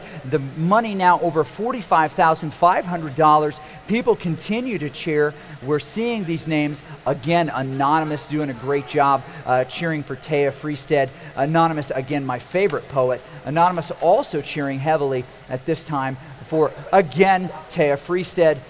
There are so many folks jumping in and cheering. We see that number going up and up and up, and people are contributing to this as well. Now, these riders, you know, most of them have pretty recognizable indescript bikes, right? They're riding the black bikes. Maybe you've got somebody with a pink bike, but the wheels that you cannot miss, you'll see on Taya Freestead, who's unlocked that Zwift Experimental, aka the Tron bike. She is drilling her light cycle right into the MCP cone right here, and she is going to defeat that Evil Master Control program if she's got any chance here. Now, they're back in the Caldera. They've got lightning, or not lightning, but all of this lava licking up on either side. We see that stationary front wheel. And the spinning of the folks right there. I'm not sure which rider that is. No, I know who that is. Those were ODZ socks, ladies and gentlemen. You know that you are a cycling superstar if you've got virtual world team real life socks. Now, as they come around here, some of them may try to exchange. A couple of them did, but I think a couple of them are too tired or may have exactly the power-up that they want. We're seeing the power-ups, and if you've got the right power-up, which in this case, if you are someone who wants to get off the front, that is that aero boost. Some people want to hang on to that truck and stick right on the wheel of someone they really suspect to use that. This is the chess game. This is the strategy of this esport, right? It's a blend between physical sport and esport. And we've got Coach trolling the line right now, ready to go to tell us how these racers are reacting as we get ready for the big finish coming around on the last lap to go. I am with Ione right now, and she is looking strong. She is doing really, really well in this group, and I think she's got a strong finish, too. I think she also got the power-up that she wanted. I'm not going to tell you what it is, but she got the one that she wanted. How you doing? I'm going good. All right. Are you ready for this this finish? Yeah, I think so. You ready to kind of give it all you got, huh? This is the finish. This is the big finish. You got it. Yeah, last race of the season. All All right, another last race of the season. We've seen a lot of riders finishing out. They've had big seasons all year. It's a perfect finish here. We're 3.2K to go now. It is getting really hot. That lava is lapping at the side of the road. Absolutely. Oh, we see Rachel Elliott kind of drifting to the back here. This is not really danger at this point. She's got to stay connected to the group. She's got to make the time that she really wants to do this. Now we're on the flat. We are probably at the point where the most fireworks are going to drop. Those who do not want to get caught up in the big sprint, who think they've got a chance to power away, are going to do so in about 20 seconds. They're going to make a big left-hander here. They're going to come up that hill, and they're going to deliver what they've got left. Some will try to survive. Some will try to dictate. We'll see who the predator and the prey are very, very soon. But everybody is looking around. Rachel Elliott seeing that these girls are right around her. Her cadence dropping just a little bit. As everybody's cadence is dropping, we can tell how fresh they are, and the answer is not. We come up this hill, they're still in a big group. No big power drops at this point. I don't see anything dropping. How is it possible that all these women are together? There we go. Esther drops her feather. She's going to climb to the front of this group. Maybe less about like a specific attack. She's maybe got 10 seconds left on this power up. She's going to get herself off the front just a little bit. Now, what can she do? Here's the benefit of using it when she did. She's managing to keep her speed higher. She came by those folks at least 3-4 kilometers an hour faster than the folks around her, and she's got a little bit of a gap right here. It's not much, but it's something, and she finds herself the leader on the course. She is, Esther, right now the leader on the course. Next in line is actually Marion Sicot, and she comes around her. Big push right there, and we're not very far behind. We've got Rachel in her slipstream, as it were, coming up to the big finish. We can see the end of this course just up ahead. They are starting to drill. We can expect some big things to drop. There's no big rise, but you can see that arch in the distance there. They are really gearing up. This is where it's going to happen. Thank you for sticking around, CVR World Cup Paris. This is where the money is won. Here we go. Rachel in a great position. Does she have a sprint, or is Marion going to steal it from her? This is where it happens. Anybody can steal it at this point. There are still 5, 6, 7 riders in the gun here. And they're, you know what? They're not going to gear up. We thought we were going to see some explosiveness, but they're going to come right outside here. They're going to come outside and come into the caldera on the other side. We thought we were going to get a big sprint right there, but hey, when you call a race all day like I do, you get a little bit confused. And to talk about that confused, I brought my mother. She's sitting right next to me on the deck. Mom, how am I doing, and how are they doing on the course? Hey, I think you need some more gel or something, you know. But at the same time, their speed is gotten up. The intensity in the riders is much higher. They are all ready to go. They know this finish is coming. They know they are close. They know that this is going to be the finals, and we see the riders separating just a little bit. And we've got some real action on the front here. Look at that! Big time, big push off the front. Esther trying to catch on. Irina actually has a big gap here. How she snuck away, we cannot know, but they are up the field. Yeah, definitely. This is Irina, a move. Yep, Osola up the road. Big move happening here. Esther trying to catch on. Ione in that chase group as well. Rachel is not going to get left behind. There she is. She snuck away right after that climb. We were talking about crazy stuff, and she took that opportunity. Everybody lulled to sleep. This is a gutsy move. Is it too soon? Maybe, but she's going to answer that question here shortly. She's got to keep it above 300 watts. How long can she hold over 300 watts? No one knows, but she's got a group chasing her. Ione trying to catch on as well. She definitely wants to bring that Australian flavor over the line in front of your American compatriot and friend. The rest of this group, Marion, Harriet, Rachel, and Esther chasing behind. Rachel and Marion still are going to be jumping for that finish here. Big push right there. Ione is going to catch on to her. She's definitely got more watts. Irina on the front. We definitely want to see what she's seeing here. They're dropping power-ups like crazy. We're dropping Irina on the front. There she is. She's coming, but look, right in her Johnson, right in her just tail right there. Will she come around? And then we'll jump immediately to the next group. will jump immediately as soon as she crosses. Irina will give you both. There's only 5 seconds between them. Irina's going to come across first. Rachel coming across right there. Can Marion come around her? Can Marion come around her? We've got to see it. And if we see it on Ione Johnson right after, it looks like Rachel Elliott jumps over. Sako cannot come around her at the end. Wow. Hopefully we can bring that to you in replay, but we've got this right here. So unbelievable. We'll see the points. They'll break down in a second. Her body language says it all. Irina struggled in the first. She pulled it together, recovered in the second. Yep. She delivered the goods in the third. Incredible, and what an opportunistic attack. I mean, she snuck away, and the other ladies, they were right there. They couldn't make that gap right at the end, and perfect timing. You know, it's almost like Irina opened up the playbook and she moved to the chapter that says crazy bleep, right? And she went down the list. She was, all right, crazy bleep, let's go about a mile out. Let's attack then solo and see if anybody comes with. Right. And you know what? It worked. But the problem with going to chapter 7, crazy bleep,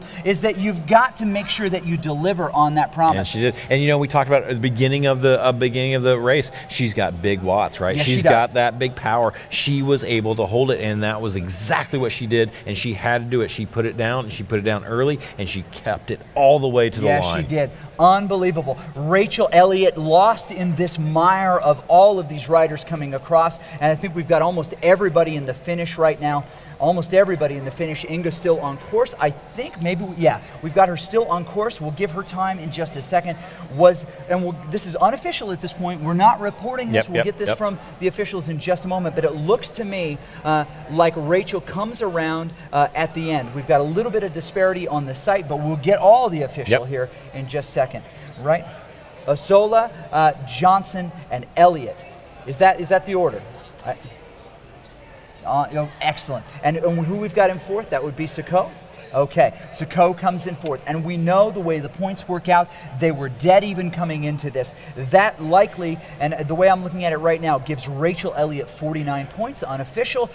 47 for Marion, right behind her, and then tied. And this will be the interesting piece. They've got to work these details out. And I've got the finishing order right here. Here we go. I don't know, thank you very much. I don't know if this is, we've got a tie for third. Wow. A tie for third. So they're going to calculate that overall finishing time, and that's going to determine the difference between those. And we should have that shortly. They're cooling down a little bit. I know that you're going to jump over to the stage and give us those details. In ear here, I'll have the opportunity to get all of those winners on stage. We're going to award each of these groups. Stick around for just a few minutes. You're asking yourself, hey, I've been watching all day. When are you going to give me my computer? It's coming up soon. We're going to give away that alien computer in just a moment, so you definitely want to stick around.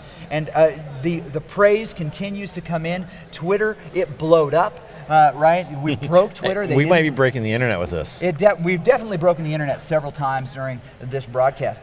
And so we're going to give you all of those details. But we have Asola, Johnson, and Elliott on that podium. Sako managed to just come in a squeaker right behind Elliott. That's our finals for this race. Esther not far behind. Dodd with a heroic finish. Taya beats her friend Beth York. Beth, maybe don't try to call so many races next time. They're down there hugging. Lots of hugging on the line here. These girls, now that they're no longer going toe-to-toe, they appreciate the competition that they were able to get themselves in. Siri Hildenin, of course, Inga Jansen also in that group. And finishing it out, we've got Inga right there.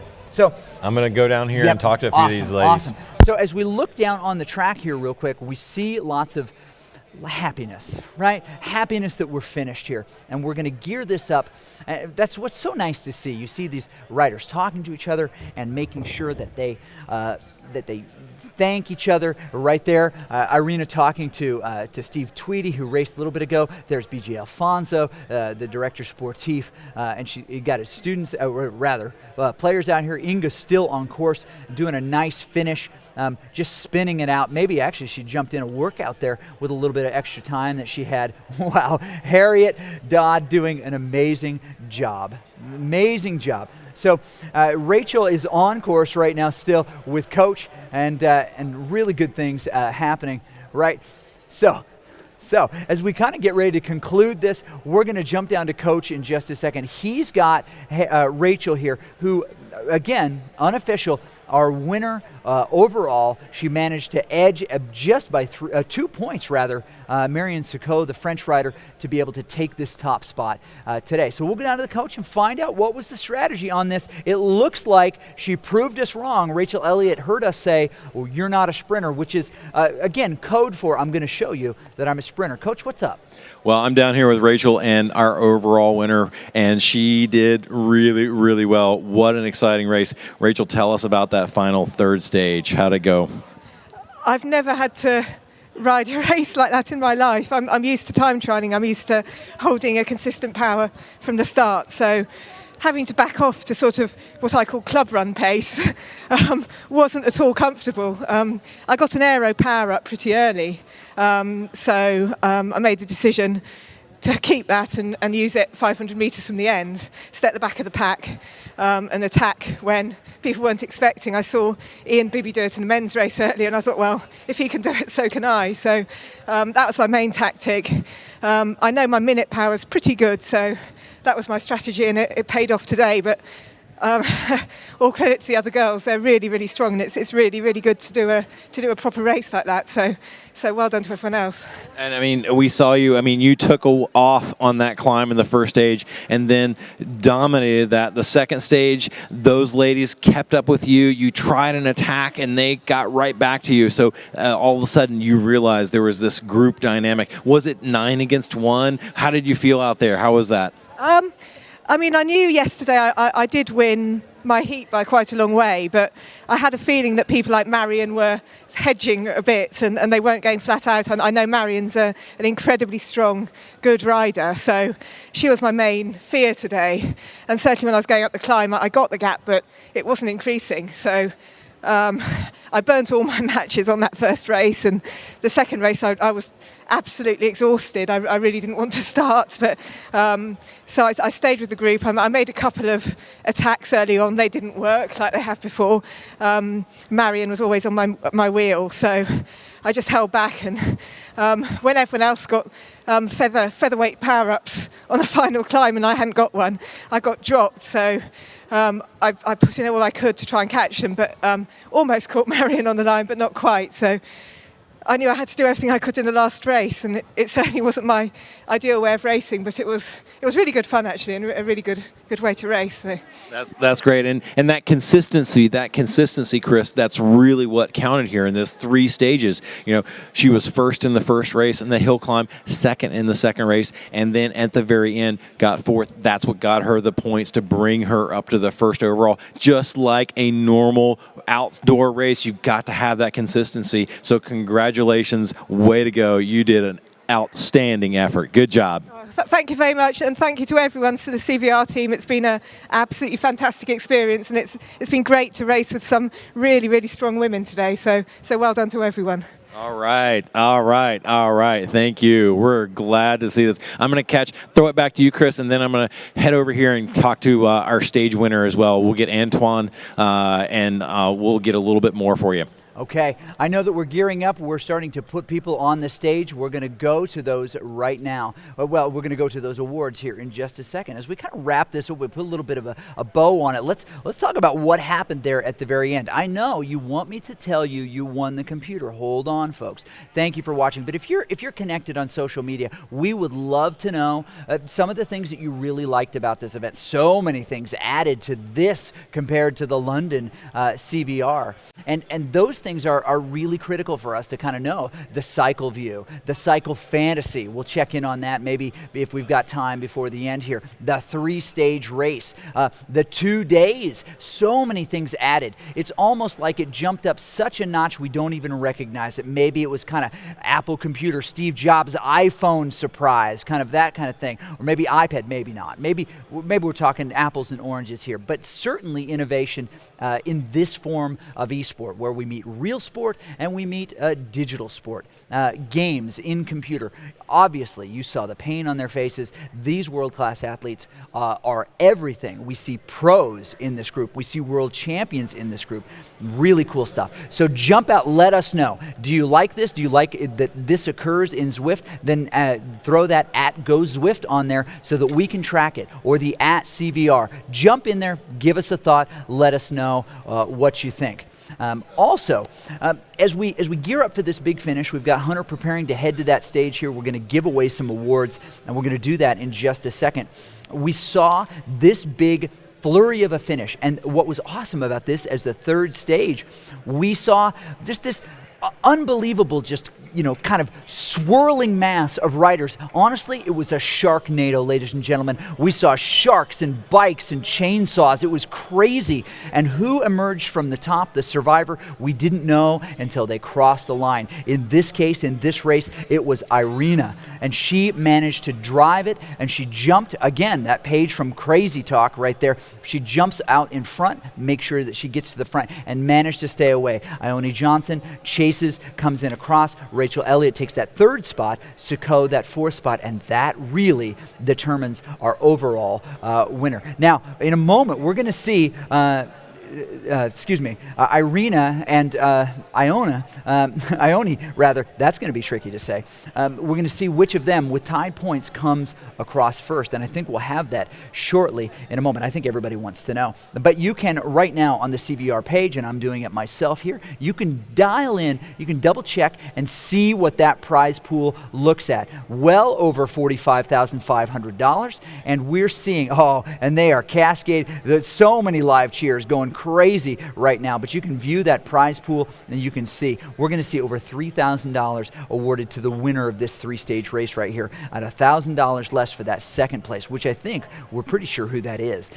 That is a big prize purse for an event like this, just 2 days. CVR World Cup has been able to do that by turning this prize pool over to you, the audience, and to me, for the opportunity to kick in a few bucks and see what we can do to promote cycling. It is no accident that this women's race was the top race. You saw the fireworks were there. This was the last race of the day. We saved it for the biggest crowd, and these people were not disappointed. They were together almost to the bitter end before that sharknado of just energy blew up the entire race right there at the end. That is exactly what you want. No one wants to tune into just a blowout who just goes crazy off the front. We like to see things that are very, very different, right? We like to see strategy. We like to see who's got power-ups. Rachel Elliott mentioned she had that power-up, and she held on to it for the last 500 meters. She stayed at the back of the group. She dropped it and went. That's strategy, ladies and gentlemen. That's the kind of thing that you've got to see in a race like this. All right. You're like, enough, Chris. That's absolutely enough. I know I'm getting messages from the Ohio chapter right now saying, look, it's time to find some awards. And we're going to go to that stage in just a second. I'm waiting in here to find out if those folks are set, and we'll take those cameras. And we'll jump in with the men's performance. Those, we're going to have some stats here for you because they're moving cameras into position. We've got some squirrels behind the scenes who actually adjust the lights. That's another really interesting thing about CVR is the trained squirrels that move lights into positions. It wouldn't surprise you with Zwift. 3,076 is that top prize, right? 2,051 is that second prize. That is a big difference, right? That second prize, and we're going to award that here in just a second. And 1,538 is that third prize. Now let me tell you something else. What we'll do as we get ready to go to this, we'll throw this out there to social media one last time. Give us your favorite. Tag CVR at CVR, or even hashtag that CVR. We'll search it and find out. Let us know what your favorite element. And it's okay if you say all, but give us your favorite element of this. Was it the three-stage race? Was it the fact that it included a crit, right? Was it that we had preliminaries and finals? You pick it. If it's me, well, I already know, so don't use that one. Maybe it was Hunter. and his bulging muscles. That could be one of those things as well. Maybe it was Beth on the booth here, her and I together. Well, that was a lot of fun. And I won't talk to imaginary Beth because she's not here right now. But as we prepare to go down to these, to the awards, we've got our folks. I can see them in the distance on stage. I see Frank Garcia. I see Hunter Allen. I see James Gill all gathered together there. I think it's time that we do this. We've got to make sure that this award ceremony is indicative of the pageantry that we've seen here. As we kind of put this bow on the last couple of days here in Paris, it's been phenomenal. They've been long days. And our crew, we've had a big crew working this, so many great camera angles, so much incredible technical expertise all the way down the line from folks that you don't know, but let me tell you who they are. Folks like Renee and Jackie and Danny. Yep, and definitely. All those folks along Jamie is one of our folks right there who's bringing stuff to us all the time. There are so many folks. They've raised the bar here. I know. I'm getting it pinged. My phone's lighting up. They want to know who we're going to do. So I think what we'll do here is we'll actually give away our alien computer right now as we're waiting for things to kind of fire up on stage here. I see people in position. Maybe we won't. You're like, Haskell, stop teasing it this way. We may actually go there. I'm seeing people in position. So we'll give you, here's how it'll go. We'll give you very quickly men's performance, women's performance, men's elite, women's elite in that order. We'll go very quickly through this, one comment from each of them. Maybe we could limit it to haiku. How about that? Hunter Allen takes that mic and says, all right, your thank you speech in haiku. Throws it over there to Quentin LeFay, who might say, go hard, juice boxes, ladies and gentlemen, if you do not apply the proper amount of applause for the work that these folks have done. So we've also got on that stage giving away second place prize, our guy Hunter Allen, and that is Gavin Arbor. Very good, second place, excellent, excellent. Okay, we'll jump to that first place right now. We'll jump to that first place, and Frank Garcia giving away that first place prize to Ernst Templar. Ernst Templar giving away that third place prize. Very good as they walk up there, almost like the prom. You know, you have your parents walk you out onto the field, not the prom rather, but homecoming. Ernst Templar comes out there with his dad. They take that bow. We'll call him there we go. 1, 2, 3. Those are our things. They look down. Then they usually step up to that top. They're holding their paper check. Don't try to cash that right away, per se. They usually step up to that top platform. But these boys are tired. They've been at it for a couple of days. Very good, gentlemen. All right, let's tell you about our women's performance. Now, we'll give away 2 of those. We'll let you know who second is. So James Gill is going to give away that third place prize again, right there. We'll do this. Dixie. And actually, I don't think we're going to jump to that interview. I promised you that we were going to do that interview, but because we are so over time now, we're going to back this off just a little bit and make sure that we give you what you need in the time allowed, right? Because we're pushing into evening news, aren't we? We are. So Beth, back on the desk with me. I'll make some space. Yeah, you probably want to give a little bit more room. Sorry, well, you know, I'm just a hair tired. Okay, so our women's performance, we've got that third place given by James Gill. Dixie Newsom, big applause from the crowd. Dixie Newsom in that third position, women's performance. Women's performance, Dixie Newsom. Yep, Dixie Newsom is that women's performance, right? And she had just a great effort. She really did. She did well today. I was really happy for How her. are you even speaking? You talked all day, Beth, and then you got on the bike and you delivered pain to plenty of the other riders. Oh, I don't know. Yeah, and I want you to know that I'm sitting next to her, and there is absolutely no aroma coming off of her. She looks like just as fresh as she just prepared, you know, for the big dance. I still have my powder down here. I think powder. I'm a little shiny. I was using it a little bit. I didn't clearly get enough on my forehead. All right, we're going to jump into the women's performance now. And as I mentioned, spoiler alert, James Gill giving away that third prize. That is Dixie Newsom with that third prize. Very good. And the applause goes up. The applause goes up, and maybe not. Well, that's there fine. It is. There oh, it is. Good. I always have to make sure that it's not part of my imaginary world, that it's something else entirely. That was real. That was real. I'm here actually to validate that the imaginary world is real. Yes. Now, Fleur, who has done an amazing job, has also turned herself invisible, and she's actually on stage right there. But in that first spot, we've got Carrie Conabear with a heroic effort in that women's performance heat today. That's wow, right. that was outstanding. Took all 3 Yeah, stages. that was a sweep for sure. There we go. Big applause for those folks, and we'll move on to the men's elite. Great job, ladies. Thank you for such a great show. What a great show that was. It was amazing. It was so much fun to watch. Now, how are you feeling right now after this as we get ready to bring those men up? Oh, I'm starting to feel better now that I got to stop.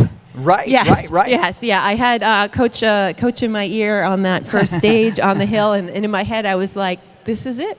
I don't know how I'm going to do the other 2 stages. Okay, so our men's elite, we've got Justin Purificati in that third position. James Gill giving him an awkward man hug.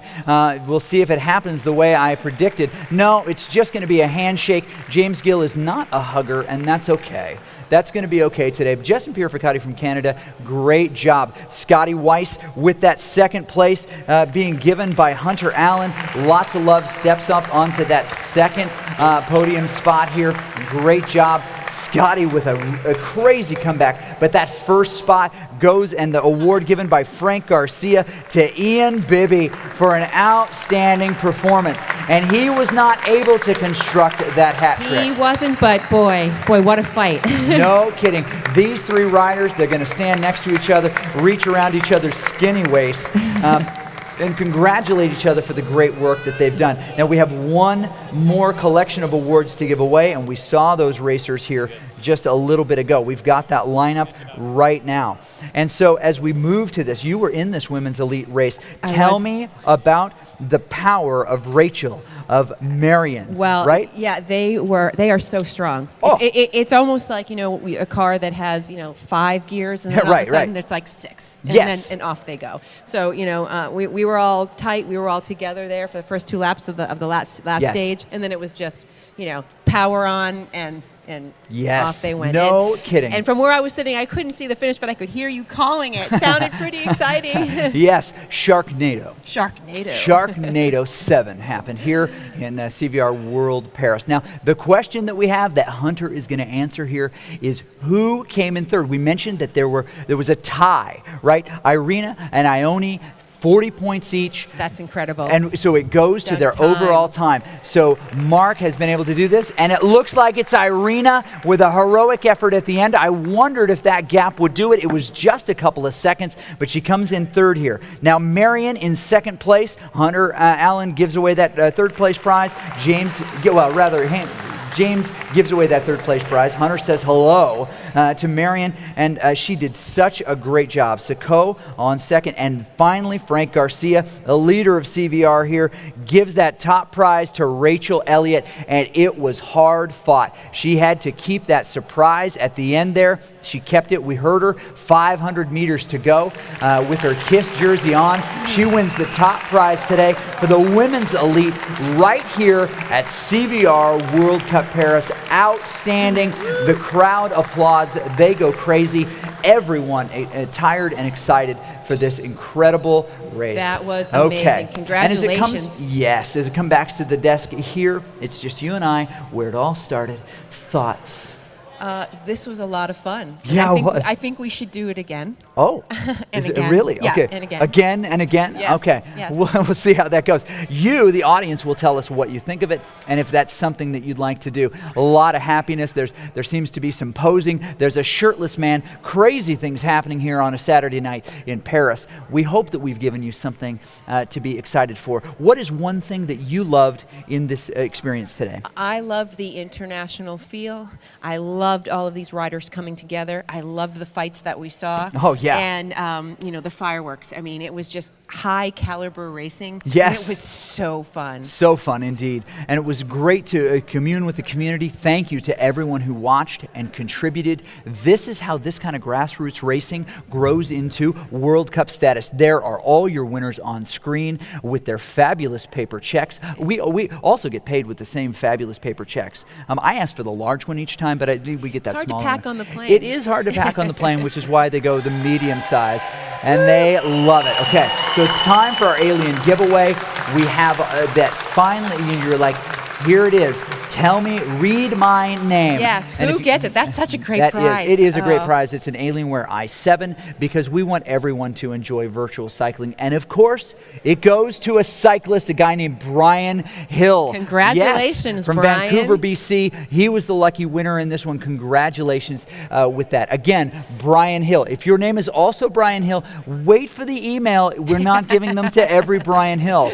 If you're trying to change your name very quickly to Brian Hill, very clever, but that's not you. We've got the very specific email. You're like, well, what is that email? We're not giving it away. We'll just call that person. But that was the last prize given away. So many people got prizes in different categories here, and the people made it possible. So, what was your big favorite thing, the big closing thought you've got? Think of this as Olympic final night. What was your big takeaway? My big takeaway was that that the caliber of racing just gets higher and higher. Yeah. And anything can happen. And the format of this 3-stage race and having preliminaries, I think that was just a really exciting format, and it ramped up in a nice crescendo. So it was a nice build up. It did, and we're at the end of the season here. Really, it's after, if you can think about it in this way, it's after January 1st, and we're starting to take down the ornaments. The bikes are rolling out of the moon, but we're just packing this stuff away, waiting for that Christmas to roll around again. Now, when will that be, and where will that be? Will be really interesting. Could it be somewhere like Vegas again? Could it be maybe somewhere in Canada, Vancouver, somewhere else? Could it be maybe, let's say Baraboo, Wisconsin? Probably not Baraboo, Wisconsin. Just go with me here. I can't give you all of the possible things. Could be somewhere like New York. So many things remain to be seen. So many things in this CVR racing world, in this Zwift racing world. But I think we've moved the needle here a little bit. I think the needle has been like...